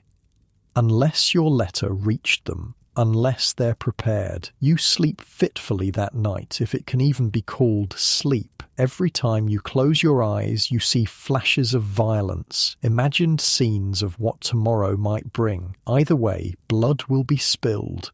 Either the soldiers or these warriors will die. There seems no path to a peaceful resolution. Dawn breaks clear and cold. The Blackfoot rise early, painting their faces and bodies with war symbols partially concealed under winter clothing. They prepare their weapons while maintaining the appearance of a peaceful delegation. 8 chiefs are selected to lead the procession with you. The rest of the war party will follow at a distance, ready to rush the fort once the gates open. You smile, the head chief instructs you through his wife. Look happy, rescued. You nod, understanding your role in this grim theatre. "What if I refuse?" the chief's wife translates, then returns his answer with an apologetic glance. "Then you die first." Simple enough, they dress you in a white cotton gown, preserved from the original raid, a stark symbol of your settler origins. A buffalo robe is placed across your shoulders for warmth. You're given their best horse, positioned between the chiefs. As you mount, the young warrior with the white father catches your eye briefly. He touches his heart, then points subtly toward the fort. A wish for your safety, a reminder of your shared secret. You can't be sure, but the gesture provides an unexpected moment of connection in this otherwise tense morning. The procession moves out. 8 chiefs in their finest regalia, you in your white dress on a decorated horse, and behind, at a careful distance, 42 heavily armed warriors ready for battle. The December sun offers light but little warmth as you travel the final miles. Snow blankets the landscape, creating an eerie stillness broken only by the sound of hooves and the occasional snort of horses. No one speaks. The moment for words has passed. Now comes action. Fort Sully appears on the horizon, a wooden structure rising from the white plains like an island in a frozen sea. Smoke rises from chimneys inside. American flags snap in the winter wind. Guards visible on the walls are small figures in blue against the pale sky. Your heart pounds so hard it seems impossible the chiefs riding beside you can't hear it. After almost 7 months in captivity, you're looking at a US military fort, your people, safety. If you can just get inside, if your letter reached them, the fort grows larger as you approach. You can make out individual soldiers now, their rifles glinting in the sunlight. They've spotted your group. There's movement along the walls, more men appearing, weapons ready. Look happy, the chief reminds you in Lakota. Smile. You arrange your features into what you hope resembles joy rather than terror. The chiefs maintain dignified expressions, betraying nothing of their true intentions. When you're about 100 yards from the gate, the chiefs halt the procession. The war party behind you also stops, waiting at a distance that won't raise immediate alarm but allows them to charge quickly when needed. This is it, the moment everything hinges on. A small gate opens. A captain, several officers, and an interpreter exit the fort, approaching your group cautiously. Their eyes move between the chiefs and you, assessing the situation. The captain steps forward, his gaze finding yours. "Fanny Kelly?" he asks. 2 words. "Your name?" Spoken by an American, by someone who knows who you are, who's expecting you. It takes everything in you not to collapse with relief. "Am I free?" you whisper, your voice cracking from emotion and disuse. "Am I free indeed?" The captain's response comes in a whisper that only you can hear. Yes. Everything after that happens in a blur of motion. The soldiers welcome you and the accompanying chiefs into the fort. The chiefs, believing their plan is working perfectly, signal for the rest of the war party to approach the gate. But as soon as the chiefs are inside, the pleasant demeanour of the soldiers vanishes. A loud voice booms out, ordering the gates closed. Armed men appear on the walls, rifles aimed at the approaching warriors. The trap has been reversed. The ambushers have become the ambushed. The Blackfoot war party, seeing their chiefs taken hostage and the fort's defences mobilised, pull back out of rifle range. Inside, the chiefs realise they've been betrayed. Their faces contort with fury as they look at you. "You!" the head chief snarls in Lakota, lunging toward you before soldiers restrain him. "You warned them!" You say nothing. You don't need to. In that moment, you know Jumping Bear delivered your letter. He kept his word despite knowing what it might contain. He chose your safety over his people's plan. The soldiers quickly secure the chiefs as hostages. The interpreter explains that they will be held until the rest of the war party disperses. No blood is shed, at least not yet. The situation balances on a knife's edge, but for the moment, violence has been averted. And you're finally free. A female attendant leads you away from the confrontation into the fort proper. The sudden transition from captivity to safety is disorienting. Wooden floors beneath your feet instead of frozen ground, walls and a roof. The smell of cooking food, real food, not the near starvation diet you've endured for months. "You're safe now, Mrs. Kelly," the woman says gently, guiding you to a chair. "You're among friends." You sit, your legs suddenly unable to support you. The buffalo robe slides from your shoulders. The white dress, meant to symbolize your value as a captive, now feels like a costume from another life. "My husband," you manage to say. "Josiah Kelly, is he?" "Alive and searching for you still," the woman assures you. "We've sent word. He'll come as soon as possible."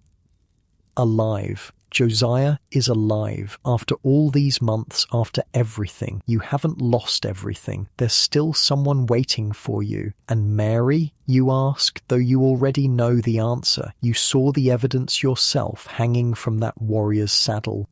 The woman's hesitation confirms it. "I'm sorry," she says softly. "The search parties found remains, a child matching her description."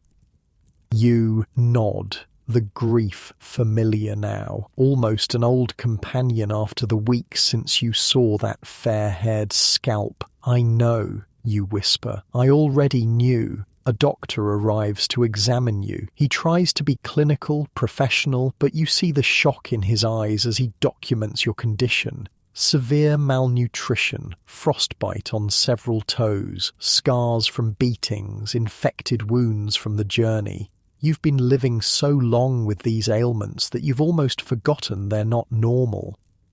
"You'll recover," he tells you, though his expression suggests he's not entirely confident. With proper food, rest and care. Food arrives, a bowl of simple broth to start, nothing too rich for your shrunken stomach. You nearly weep at the taste. After months of near starvation, even plain broth tastes like a feast.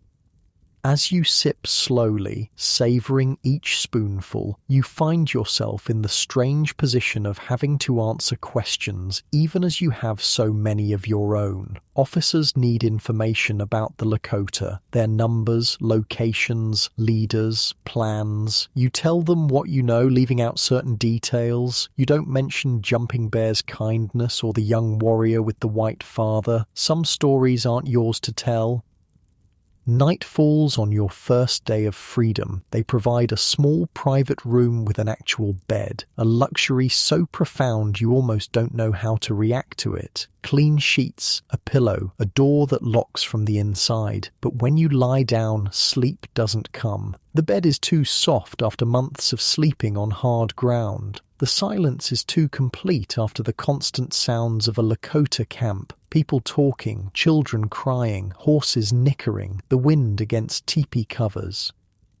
Most unsettling of all, you're alone. No yellowbird curled against you, no watchful eyes monitoring your movements, no community surrounding you. Hostile as it often was, it was still a presence, a reminder that you existed in the world. In the darkness of this military fort room, you could be anyone or no one at all. You rise, wrap a blanket around your shoulders and sit by the small window. Outside, the moon illuminates the snowy landscape. Somewhere out there, the Blackfoot War Party is deciding their next move. Somewhere farther, Ottawa's band continues their nomadic struggle for survival. And somewhere even more distant, Josiah is receiving word that against all odds, his wife has been found alive. After nearly 7 months in captivity, you're free. But freedom, you're discovering, is more complicated than you imagined. You're not the same woman who travelled hopefully along the Oregon Trail last May. That person died somewhere between the wagon train massacre and the Badlands. Who you are now, what you've become through this ordeal, remains to be seen. Tomorrow will bring reunions, decisions, the first tentative steps toward whatever your life will be after captivity. But tonight, in this quiet moment between worlds, you simply exist in the strange, liminal space of being neither captive nor fully free. Not of the memories, not of the nightmares, not of the person you became to survive. Freedom, it turns out, is its own kind of wilderness. Dawn at Fort Sully feels surreal, sunlight streaming through an actual window, warming your face as you sit wrapped in clean blankets. After months of waking to the sounds of a Lakota camp, the military fort's morning routines are jarringly foreign. Boots on wooden floors, orders called in English, the clatter of mess hall preparations. You've been free for 3 days now. 3 days of regular meals, medical attention, clean water, and safety. Your body is already responding. The constant gnawing hunger has subsided, though the doctor warns it will take months to fully recover from the malnutrition. Your husband should arrive today, the fort's commander tells you over a breakfast of porridge and coffee. Real coffee. You'd forgotten how it tastes. Today? Your hands tremble slightly, spilling a few drops on the table.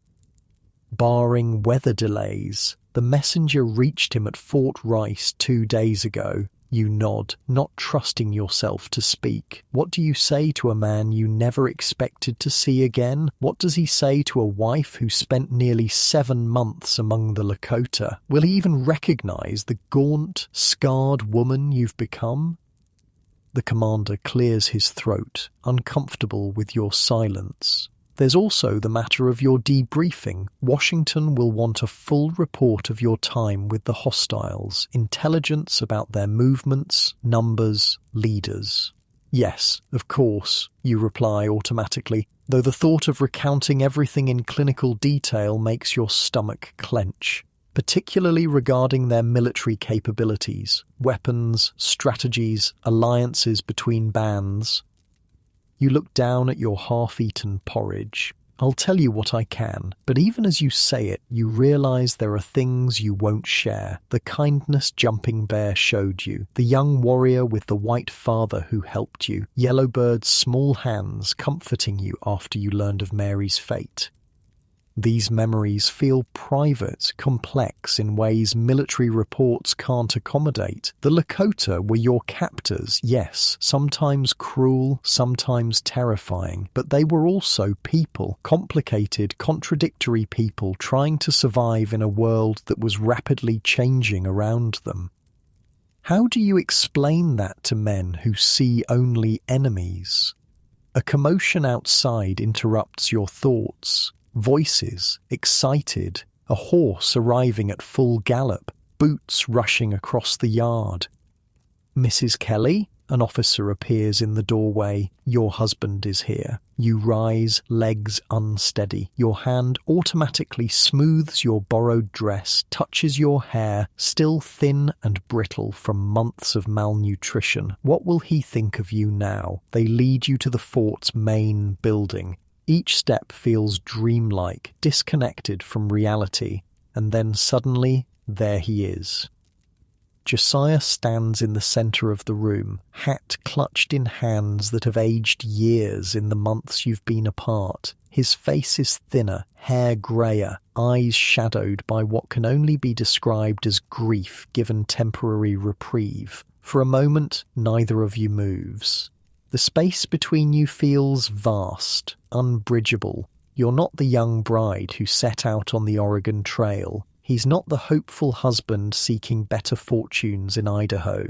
You're strangers shaped by separate traumas. Fanny, he finally whispers, voice breaking on those 2 simple syllables. Something cracks inside you, a dam holding back emotions you couldn't afford during captivity. You cross the room in unsteady steps, and then you're in his arms, sobbing against his chest, while he murmurs your name over and over like a prayer. I never stopped looking, he says into your hair. Never, when they found the wagons, the bodies, but not you.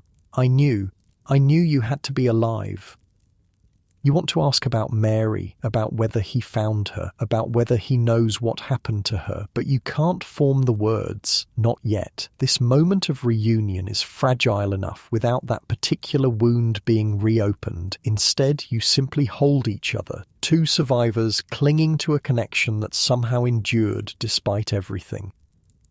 Later, in private, you tell him about Mary. He already knows, had found her remains himself during his relentless search for both of you. The grief is a shared burden now, a jagged piece of your history that you carry together. I couldn't save her, you whisper, the guilt that's haunted you for months finally given voice. I tried to help her escape, but I couldn't save her. Josiah takes your hands, his own eyes wet with tears. You did everything possible, Fanny. Everything. Don't carry that blame. But of course you do. How could you not? It will be years before the sharp edges of that guilt begin to dull. Recovery comes in small increments. The first night you sleep through without waking in terror. The first meal you finish without your shrunken stomach rebelling. The first time you laugh, genuinely laugh, at something Josiah says. Physical healing is straightforward, if slow. Proper nutrition gradually restores your strength. Frostbitten toes heal, though two are permanently damaged. Bruises fade, hair grows back, the body, remarkably resilient, repairs itself. Mental recovery proves more elusive. Nightmares plague your sleep, warriors chasing you across endless plains, Mary calling for help you can't provide, Ottawa's knife at your throat. You find yourself listening for sounds that don't exist here. Teepee coverings flapping in the wind, women pounding dried meat for pemmican, warriors chanting around evening fires. It's normal, the fort's doctor assures you. Your mind is still adjusting. It will take time. Time. Everyone tells you that time will help. Time will heal. Time will create distance between you and the trauma. But time also blurs the boundaries between your two lives in unexpected ways. You find yourself automatically rising at dawn, body accustomed to the early starts required in a Lakota camp. You catch yourself using Lakota words for everyday objects. Sometimes you even miss certain aspects of that life. The open sky overhead at night, the communal aspects of women working together, even Yellowbird's small form curled against you in sleep. These moments of unexpected nostalgia feel like betrayals. How can you miss anything about your captivity? How can any part of you long for elements of a life that was forced upon you? The mind is complicated, Josiah says, when you finally confess these feelings. It doesn't mean you wanted to be there. It just means you're human. His understanding is a gift you hadn't expected. 2 weeks after your reunion, you and Josiah leave Fort Sully. The military has debriefed you as thoroughly as possible, extracting what information they consider valuable while showing little interest in your personal experiences. To them, you're primarily a source of intelligence about the enemy. You travel to Josiah's temporary home in a small settlement where he's been based during his search for you. The cabin is modest but solid, a far cry from both the covered wagon where your journey began and the teepees where you spent your captivity. It's not much, he apologizes. It has walls, you reply, touching the rough-hewn logs with something like reverence, and a door that closes. Simple luxuries that now feel profound.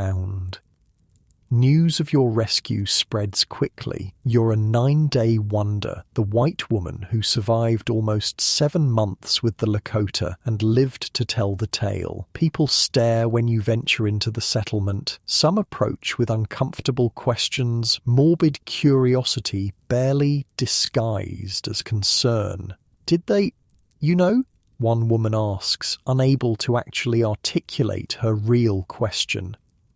You look her directly in the eyes. They took everything I had, made me work from dawn to dusk, nearly starved me to death, and killed my adopted daughter. Isn't that enough? She retreats, flustered. You've learned that direct confrontation usually ends these intrusions. But not all interactions are negative. A surprising letter arrives from Washington, D.C. itself. President Grant and Congress have awarded you $5,000 as compensation for your losses to the Indians and your assistance in preventing the raid on the fort. $5,000, Josiah breathes, staring at the letter. That's That's a fortune. It is a substantial sum that could set you up comfortably, perhaps even fund a new start somewhere far from these territories and their painful memories. But money, you've discovered, can't buy peace of mind. It can't erase what you've seen and experienced. It can't bring Mary back. Still, it provides options you wouldn't otherwise have. And options, after months of having none, feel like their own kind of freedom. The compensation draws attention, not all of it welcome. One day, a familiar face appears at your door. Sarah Larimore, the woman who was captured alongside you, whose son was with her, who escaped early in your captivity with the help of an Indian while you remained tied down. Fanny Kelly, she says, standing on your doorstep with a brittle smile. I heard you'd made it back. You invite her in, curious about her experiences after your paths diverged. Over tea, she tells a harrowing tale of escape and survival, though something in her manner strikes you as performative, as though she's rehearsed this story many times. It's remarkable we both survived, you offer. Yes, remarkable, she agrees, stirring her tea. Then, after a pause, I'm writing about it. My experiences. A book. A book? The idea hadn't occurred to you, though perhaps it should have. Your story is certainly unusual enough to warrant documentation. People are fascinated by Indian captivity stories, Sarah continues. There's money in it. And I thought perhaps we could collaborate. Your story and mine together would make quite a compelling volume. The proposal is unexpected, but not unreasonable. You've shared a unique experience, you and this woman. Perhaps documenting it together makes sense. I'd need to think about it, you say cautiously. Reliving everything. Of course. Sarah rises to leave. But don't think too long. These stories are valuable when they're fresh. The public moves on quickly. After she's gone, Josiah voices the doubt you've been feeling. There was something off about her, like she wanted something she wasn't saying directly. She wants my story to make her book more valuable, you reply. I was captured longer, saw more, experienced more. Do you want to write about it? Really write about everything that happened? The question gives you pause. Do you? The idea of systematically revisiting every moment of your captivity is daunting, but there's also a pull toward documentation, a need to make meaning from suffering by preserving it, understanding it, sharing it with others who might learn from it. I think, you begin slowly, I think I need to tell it in my own words, not filtered through someone else's understanding. Josiah nods. Then that's what you should do. The decision to write your own account solidifies over the following weeks. You begin making notes, fragmentary at first, just images and impressions. The process is painful, but also unexpectedly cathartic. Putting experiences into words gives them shape, makes them something you possess, rather than something that possesses you. A letter arrives from Sarah Larimore, checking on your decision about collaboration. You reply that you've decided to write independently, wishing her well with her own project. Her response is cordial enough, but something in its tone suggests disappointment or perhaps calculation. You set aside your vague concerns, focusing instead on your own writing process. Life gradually establishes new rhythms. Josiah finds work locally, postponing your original plans for Idaho. You continue your writing, sometimes struggling to find the right words for experiences that seem to exist beyond language. The nightmares gradually become less frequent, though they never disappear entirely. You learn to predict their triggers, certain sounds, smells, anniversaries of particular events during your captivity. You called out in Lakota last night, Josiah tells you one morning, his expression concerned but not judgmental. What did I say? You ask. I don't know, but you sounded scared. You nod. I was back there, in the village, when they were debating whether to burn me alive. He takes your hand, knowing there's nothing he can say to erase such memories. His presence is enough.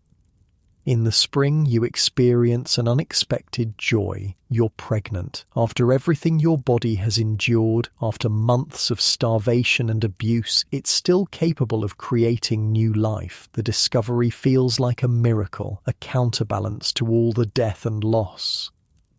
"A baby," Josiah says in wonder, his hand gentle on your still flat stomach. "Our baby." For the first time since your rescue, you allow yourself to think beyond survival, beyond recovery. You begin to imagine a future, raising a child, building a home, perhaps even finding every aspect of life after trauma. Pregnancy brings its own complications. As your body changes, you're reminded of its vulnerability. Nightmares shift to include new fears, losing this child as you lost Mary, being unable to protect them from a world you now know to be unpredictably violent. "What if I can't be a good mother?" you ask Josiah one night, voicing your deepest fear. "After everything, I'm not the same person." "No, you're not," he agrees. "You're stronger, more resilient, more aware of what really matters. Also more damaged," you add quietly. "Shaped by experience," he counters, "not damaged." You're not entirely convinced, but his faith in you provides comfort. As the baby grows, you find yourself talking to it, telling carefully edited stories about your travels, about the different people you've encountered, about the vast and beautiful and sometimes terrible country you've crossed. "Your mother has seen things most people never will," you whisper to your rounded belly. "She's survived things that should have killed her, and she's still here, still loving, still hoping." In saying it to your unborn child, you begin to believe it yourself. The pregnancy progresses without complications, a straightforward biological process that feels like a direct rebuke to the previous year's suffering. When labor begins, you face it with the same determination that got you through captivity, one moment at a time, enduring what must be endured. Josiah Jr. is born healthy and strong, his lusty cries filling the small cabin that has become your home. Holding him, you're overwhelmed by contradictory emotions, fierce love alongside paralyzing fear of loss, joy shadowed by the ghost of the child who didn't survive. "He has your eyes," Josiah says, his voice thick with emotion as he sits beside you on the bed. "And your chin," you reply, tracing the baby's tiny features with a gentle finger. "He's perfect." In this moment of pure connection, the distance between your pre-captivity self and who you are now briefly collapses. You're simply a mother loving her child, a wife sharing joy with her husband. The past doesn't disappear, it never will, but it recedes, making space for this new life, this new beginning. As months pass, you continue working on your account of captivity between caring for Josiah Jr. and managing your household. The writing becomes both a record and a reckoning, a way to preserve what happened while also processing it. Then, a disturbing rumor reaches you. Sarah Larimore is about to publish a book about Indian captivity, a book that, according to those who've seen advance copies, contains detailed descriptions of experiences that weren't hers. They were yours. "She's stolen your story," Josiah says, his voice tight with anger when you tell him what you've heard. "After you declined to collaborate, we need to see a copy," you reply, stunned by the betrayal but needing confirmation before taking action, to know exactly what she's done. When you obtain a copy, your suspicions are confirmed. Sarah has incorporated detailed accounts of your experiences that she couldn't possibly have known firsthand. She's presented your months of captivity after her escape as though she'd witnessed them personally. She's appropriated your suffering, your resilience, your story. This is theft, Josiah declares, slamming the book shut. Plain and simple. You stare at the offending volume, emotions swirling, anger, certainly, betrayal, but also a strange sense of violation, as though Sarah has reached inside your memories and claimed them as her own. After everything the Lakota took from you, this woman has taken something else. Your narrative, your truth. What do we do? You ask quietly. Josiah's answer is immediate. We fight. And so begins another battle, this one in courtrooms rather than on the plains. You file a plagiarism lawsuit against Sarah Larimore, determined to reclaim ownership of your experiences. The legal process is exhausting, a different kind of ordeal than physical captivity, but taxing nonetheless. You're forced to publicly detail aspects of your captivity you'd hoped to present on your own terms. Sarah's lawyers question your credibility, your memory, even your character. Why would Mrs. Larimore need to steal your experiences when she had her own captivity story? One lawyer asks during a particularly grueling cross-examination. Because she was only captive for a matter of days, you reply steadily. I was there for nearly 7 months. Her brief experience, while certainly traumatic, doesn't compare to the depth and detail of what I endured. Throughout the trial, you maintain your composure, a skill honed during months when showing emotion to your captors could have meant punishment or death. Even when proceedings grow hostile, you remain calm, precise, truthful. Your testimony, combined with expert analysis, showing passages that could only have come from your personal experience, gradually builds a compelling case. When the verdict finally comes, it's in your favor. Sarah is found guilty of plagiarism and ordered to pay damages. The sum is small, barely covering your legal expenses, but the principle matters more than the money. Your story is yours again. Your experiences, however painful, belong to you alone. With the lawsuit behind you, you return to writing your own account with renewed determination. My captivity among the Sioux Indians takes shape as both historical record and personal testimony. You're meticulous with details, determined to create an accurate portrait of both the brutality and the humanity you witnessed. Some will call me sympathetic to the Indians, you tell Josiah as he reads portions of your manuscript. They'll say I should paint them as nothing but savages. You're telling the truth as you experienced it, he replies. That's all anyone can ask. The truth is complicated, you say softly. They did terrible things, but they're not monsters. They're people fighting for survival in the only ways they know. That complexity is what makes your account valuable. Anyone can write propaganda. You're writing reality. His understanding reinforces your resolve to present an unvarnished account, neither romanticizing nor demonizing the Lakota, but showing them as the complex human beings they are.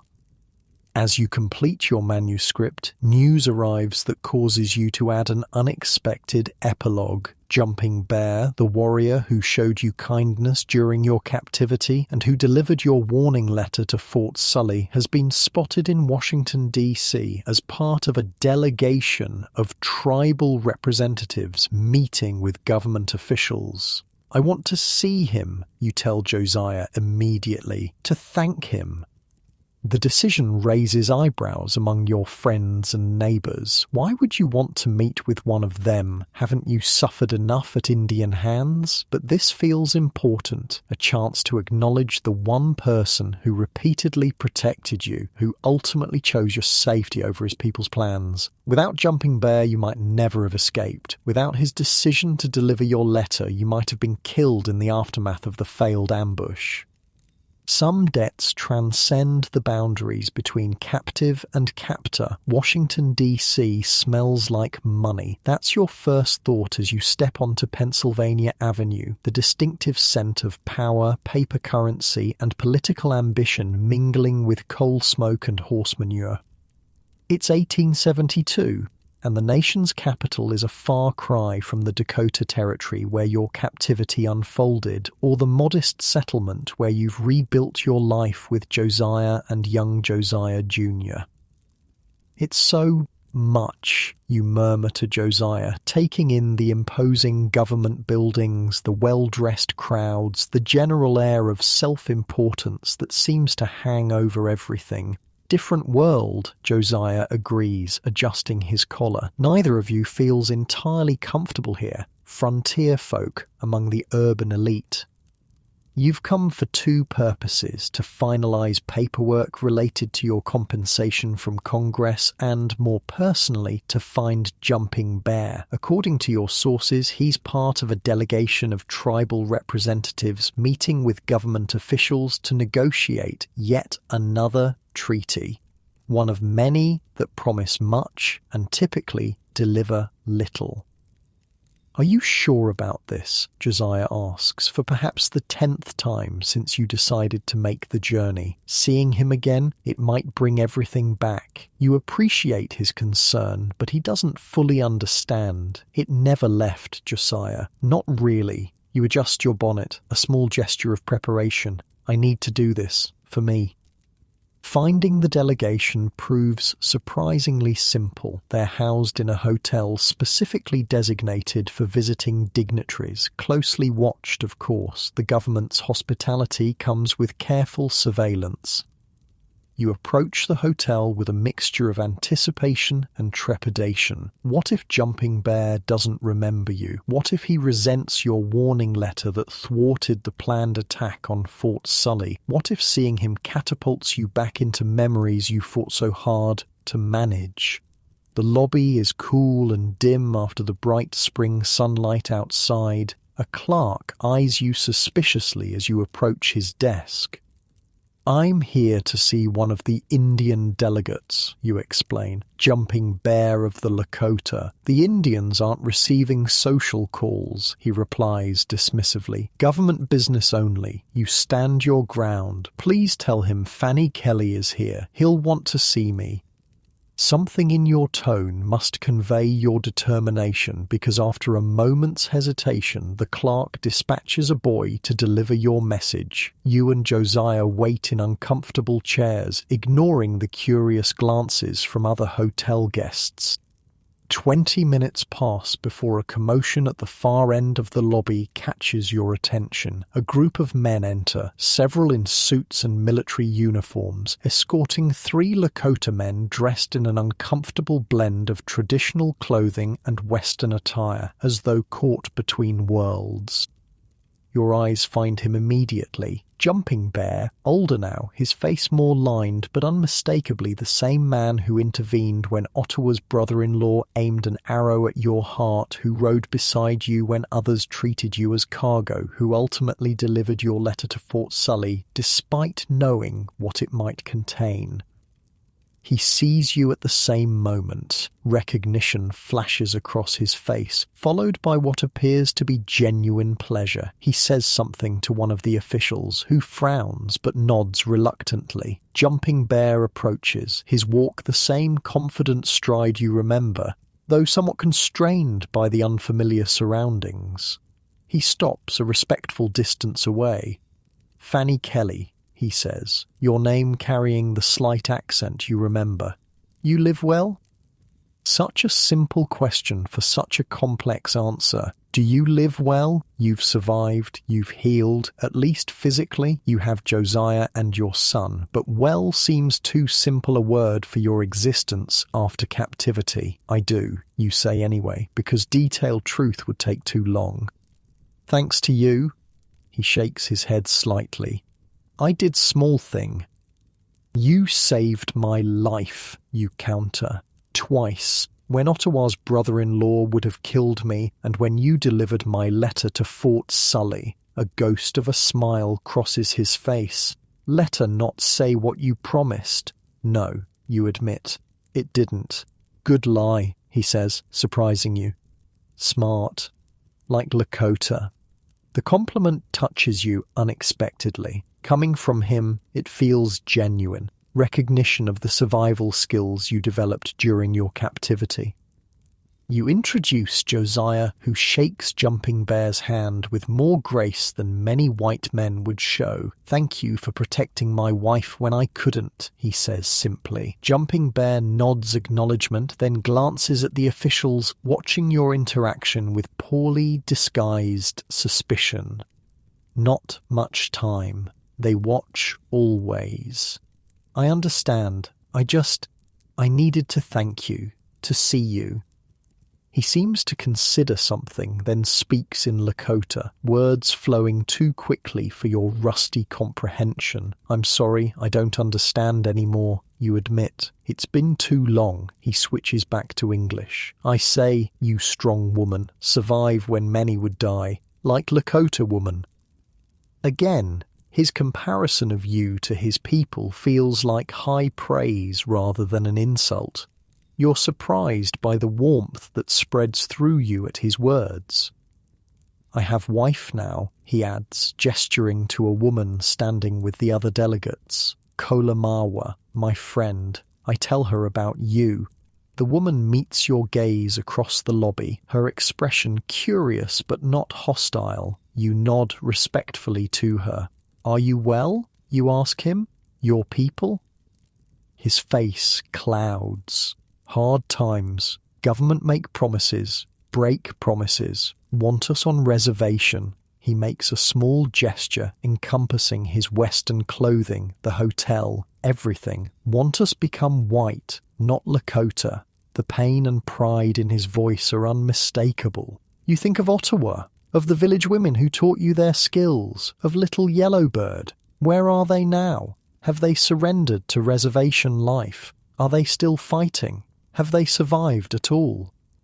I'm sorry, you say, knowing the words are wholly inadequate. Jumping Bear straightens his shoulders. We survive. Always survive. One of the officials calls to him, indicating their time is up. Jumping Bear turns back to you with a look of resignation. I must go. More talking. Always talking. No listening. I understand. You hesitate. Then add, I wrote about you. In my book. I told people you helped me. He tilts his head. Book. My story. What happened during my captivity. Ah, he nods. Good to tell truth. Many lies about Lakota. He glances again at the impatient officials. Maybe someday, peace between your people and mine. I hope so, you reply, though you both know how unlikely it is. The government's trajectory is clear. Expansion at any cost, even if that cost is measured in Lakota lives and land. With a final nod to both you and Josiah, Jumping Bear returns to his group. You watch him go, this man who exists in your memory as both captor and savior, enemy and ally. The complexity of your feelings toward him mirrors the complexity of relations between your peoples. Tangled, contradictory, impossible to reduce to simple narratives of heroes and villains. Outside the hotel, Josiah takes your arm. You all right? Yes, you say, surprised to find it's true. Better than I expected.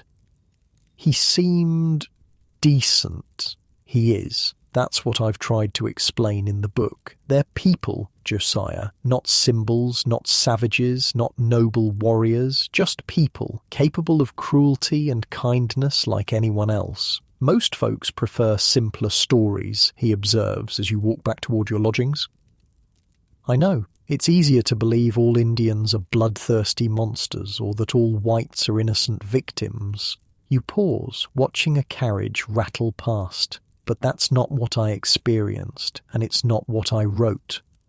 Your book, My Captivity Among the Sioux Indians, has been published for a few months now. The public reception has been mixed, fascination with your harrowing tale coupled with discomfort at your refusal to paint the Lakota as one-dimensional villains. Some reviewers have questioned your loyalty to your race, your country. Others have praised your nuanced portrayal and unflinching honesty. You've started conversations, at least, Josiah says, squeezing your hand. Made people think.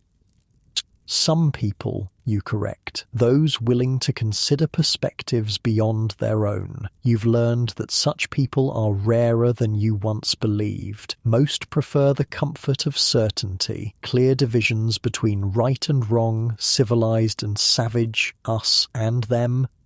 Your experience has left you permanently uncomfortable with such simplicity.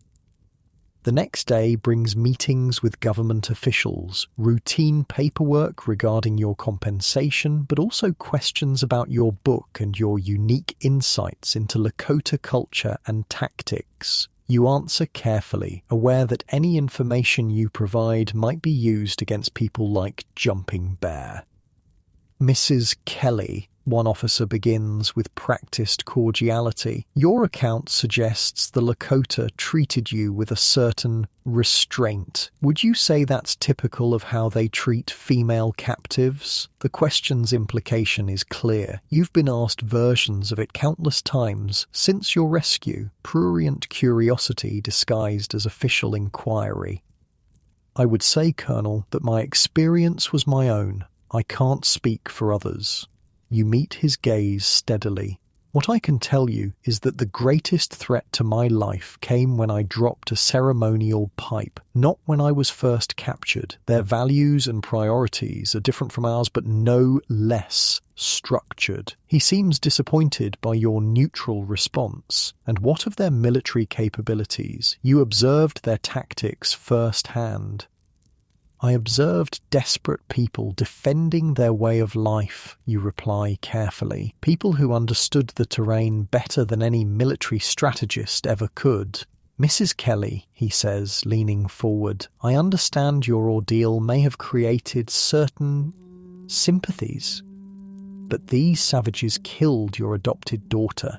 Surely you recognize they must be contained, eliminated, civilized. You finish for him, your voice sharper than intended. Yes, a Lakota warrior killed Mary. The same people also gave me Yellowbird to raise as my own. They beat me when I tried to escape and treated my wounds when I fell ill. They debated burning me alive and then spared me because of my kindness to their children.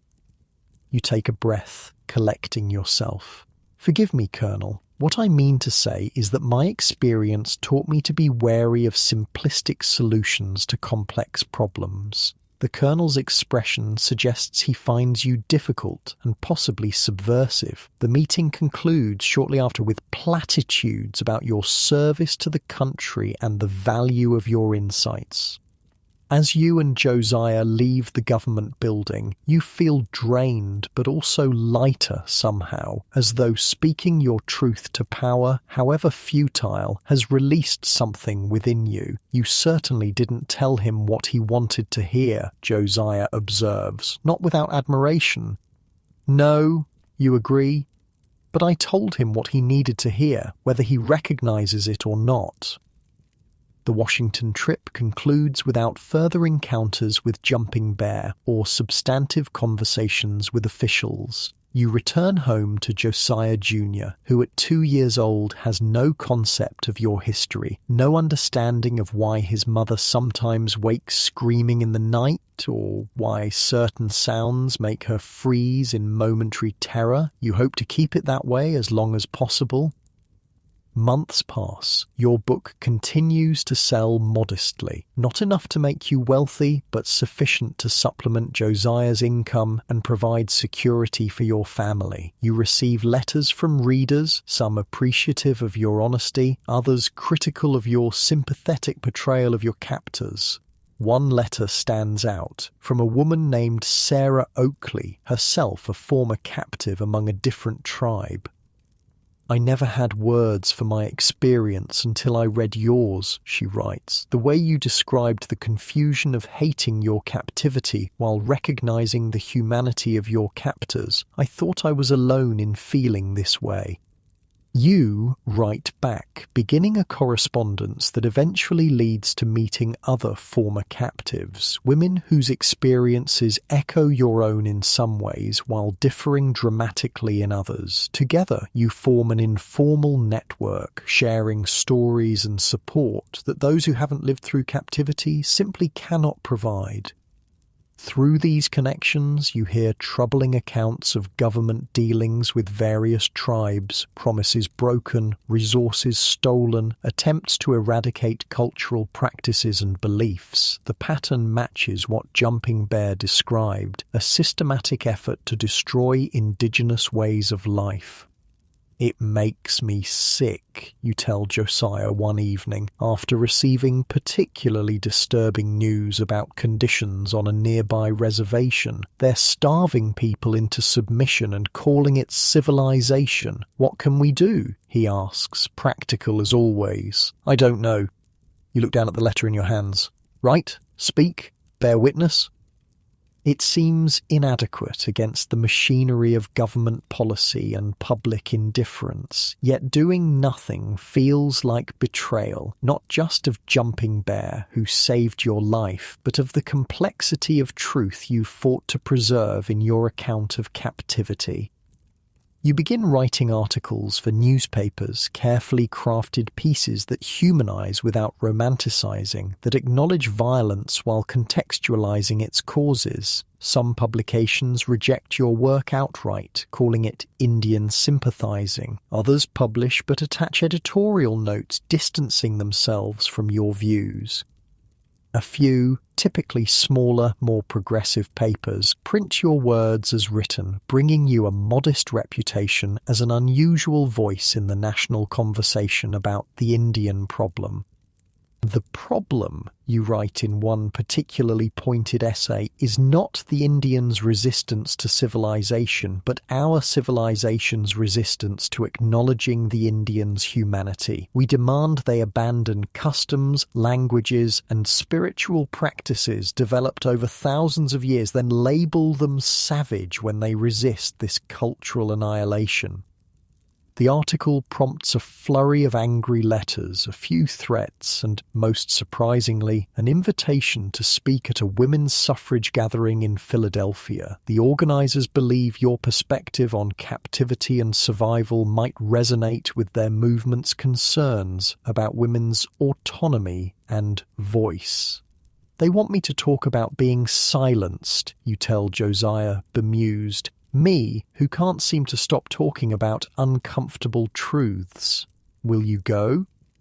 You consider the prospect, standing before an audience, sharing not just your captivity story, which you've discussed countless times, but your evolving understanding of power, voice, and belonging in American society. "I think I will," you decide. "It's a different audience, a chance to reach people who might actually listen." The speech in Philadelphia marks a turning point. Speaking to a room full of women fighting for basic rights, you find connections between your experience as a captive and their experience as second-class citizens in their own country. Your words about survival and maintaining dignity under oppression resonate deeply. To be captive is to have your voice taken. you tell them, to be told your experiences matter only as they serve others' narratives, to be seen not as fully human, but as an object to be controlled. The women in the audience nod in recognition. This language speaks to their condition in ways you hadn't anticipated. After the speech, a reporter asks whether you're now adding women's rights advocate to your resume as Indian captivity survivor and author. I'm simply connecting experiences, you reply. The desire for self-determination isn't unique to any group, it's fundamentally human. Your name begins appearing in suffragist publications alongside your articles about Indian affairs. Some criticize you for diluting either cause by connecting them. Others praise your ability to find common ground across seemingly separate struggles. You continue writing and occasionally speaking, though you turn down more invitations than you accept. Your priority remains your family. Josiah, whose health has begun to deteriorate again, and Josiah Jr., now attending school and asking increasingly complex questions about the world. "Mama, why do you write so much about Indians?" he asks one afternoon, homework temporarily abandoned. "Tommy Miller says they're dangerous and bad." You set aside your correspondence and consider how to answer. Your son deserves truth, but truth calibrated to his age and understanding. Some can be dangerous, you acknowledge. Some settlers can be dangerous too, but most people, whether Indian or white, are just trying to live their lives the best they can. He frowns, processing this nuance. "But they killed people. They took you away." "Yes, they did," you agree, "and that was wrong. But I also met Indians who were kind to me, who protected me when others wanted to hurt me. People are complicated, Josiah. They can do terrible things and good things." "Like Jumping Bear?" he asks, surprising you. You've mentioned the name in his presence, but didn't realize he was old enough to absorb such details. "Yes, exactly like Jumping Bear. He was part of the group that attacked our wagon train, but he also saved my life. Both things are true." Your son considers this, his expression serious beyond his years. "That's confusing." You laugh softly. "Yes, it is. Much more confusing than the stories in your school books, I imagine. Teacher says Indians need to become civilized or disappear. Something cold settles in your stomach. And what do you think?" He shrugs.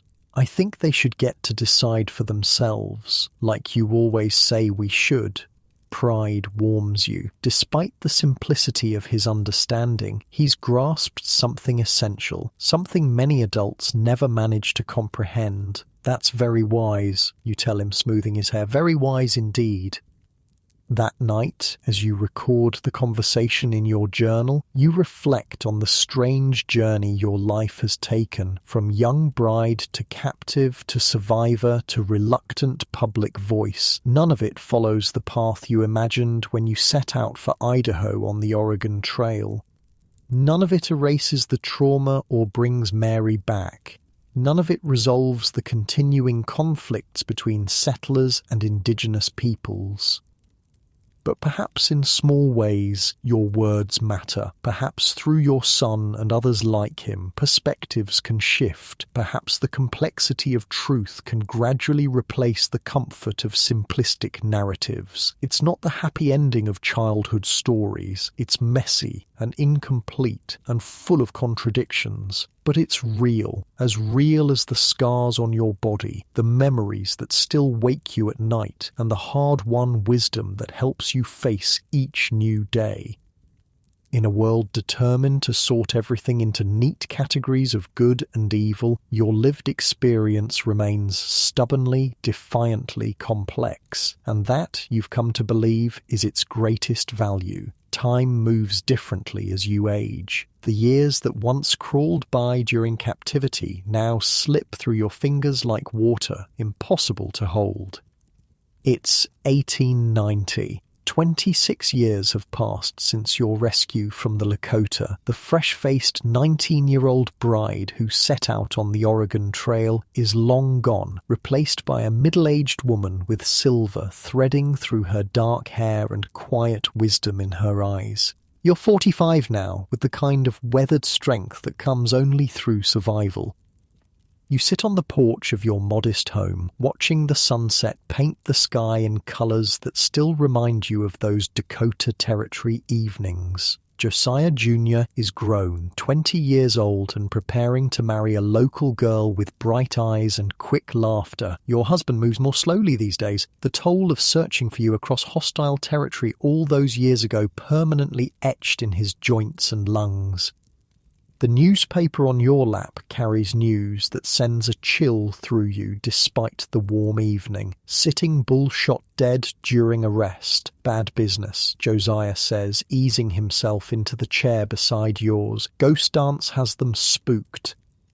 The ghost dance, a spiritual movement sweeping through indigenous communities, promising the return of traditional ways, the restoration of the buffalo, the disappearance of white settlers, a desperate hope for people whose world has been systematically dismantled. They're afraid, you say, quietly. The government, the settlers. They don't understand it's just prayer, just dancing, just people trying to hold on to something that's being taken away. Josiah reaches for your hand, his touch familiar after decades of marriage. You still feel it, the connection. It's not a question. After all this time, he knows how deeply your captivity shaped you, how impossible it's been to simply file away those 6 months as an unfortunate incident.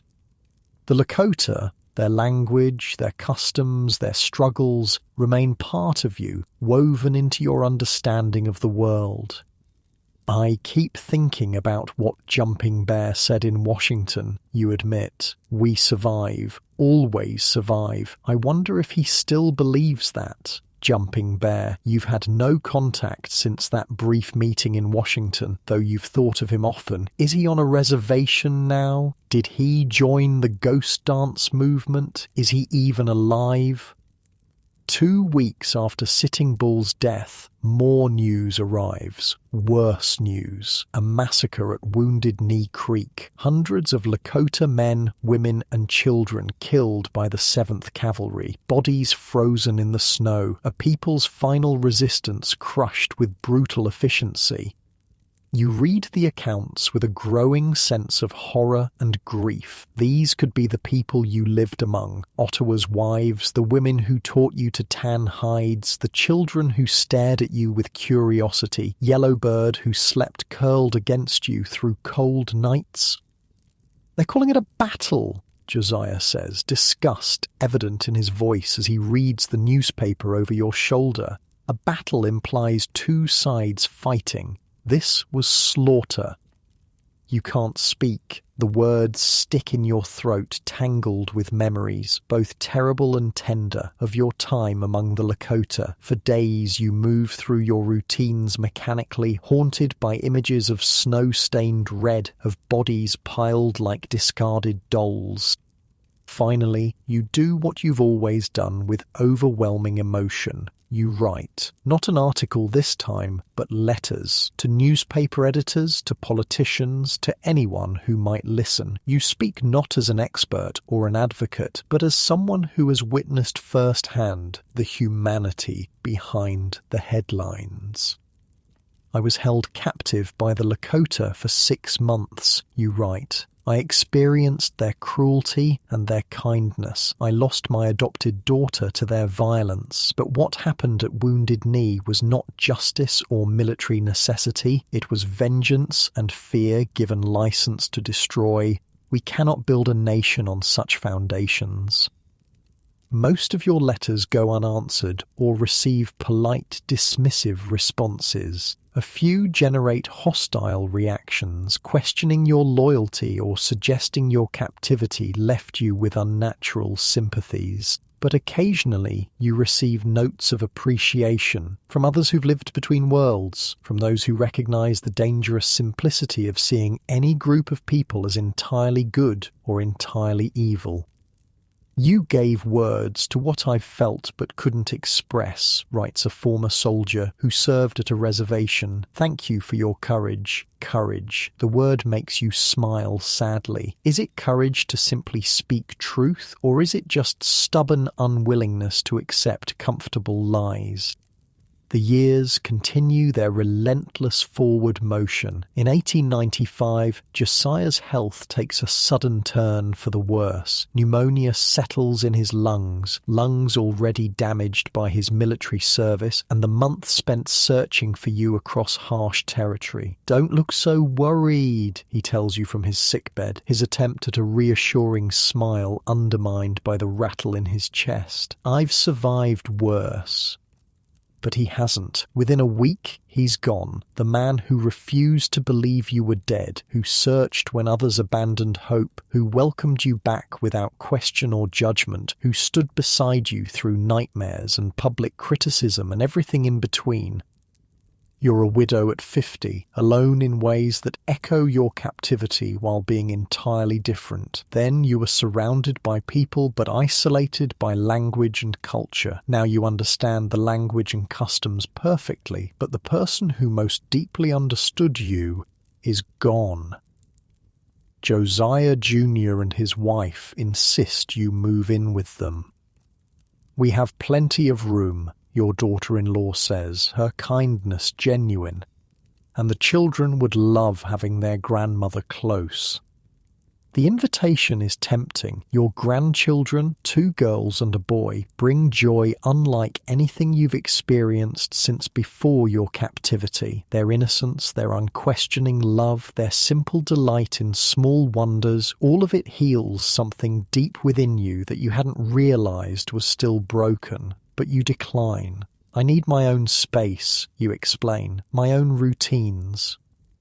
What you don't say is that you still have nights when you wake screaming in Lakota, that sometimes, when startled, your first instinct is to drop to the ground and make yourself invisible, as you did among the warriors. That occasionally, when alone, you find yourself humming in the songs the women sang while working, your hands automatically mimicking the motions of tanning hides or preparing pemmican. These are private moments, remnants of your other life. Your grandchildren don't need to witness them. Instead, you visit often, bringing small gifts and stories, carefully edited versions of your experiences that emphasize resilience and understanding rather than violence and trauma. You want them to grow up without the fear and hatred that defined relations between settlers and indigenous peoples for so long. "Grandmother, tell us about the Indians again," your eldest granddaughter requests during one visit, her eyes bright with interest. "Which part?" you ask, settling into the comfortable chair reserved for your visits. "The part where you learned their language. How did you do that? With no books or teachers?" You smile, pleased by her curiosity about communication rather than conflict. "Necessity. Mostly. When you need to understand to survive, you learn quickly." "Or say something in Indian," her younger brother demands, bouncing with excitement. "Lakota," you correct gently. The language is called Lakota. You think for a moment, then speak a simple phrase, "Mitakuye o yasing." "What's that mean?" he asks, trying to repeat the unfamiliar sounds. "We are all related," you translate.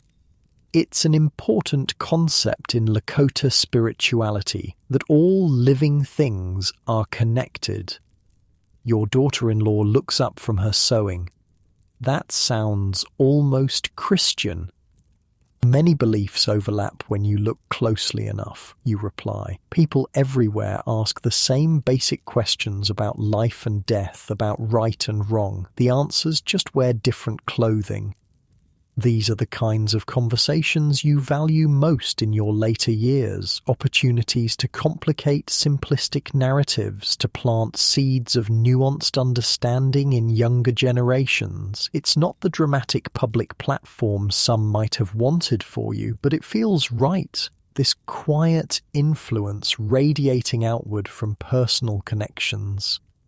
In 1898, your book is reprinted, a revised and updated edition that includes reflections on how Native American lives have changed in the decades since your captivity. The publisher, sensing renewed interest in frontier narratives as the century draws to a close, approaches you about a promotional tour. People are feeling nostalgic about the Old West, he explains when you meet in his Chicago office. Your story represents an era that's rapidly disappearing. We could arrange lectures in major cities, New York, Boston, Philadelphia. You consider the proposal. At 53, you're still healthy and sharp-minded. The money would provide security for your later years, and perhaps there's value in speaking directly to audiences, in being a living counterpoint to the increasingly romanticized versions of frontier history appearing in popular dime novels and Wild West shows. What exactly would these lectures cover, you ask cautiously?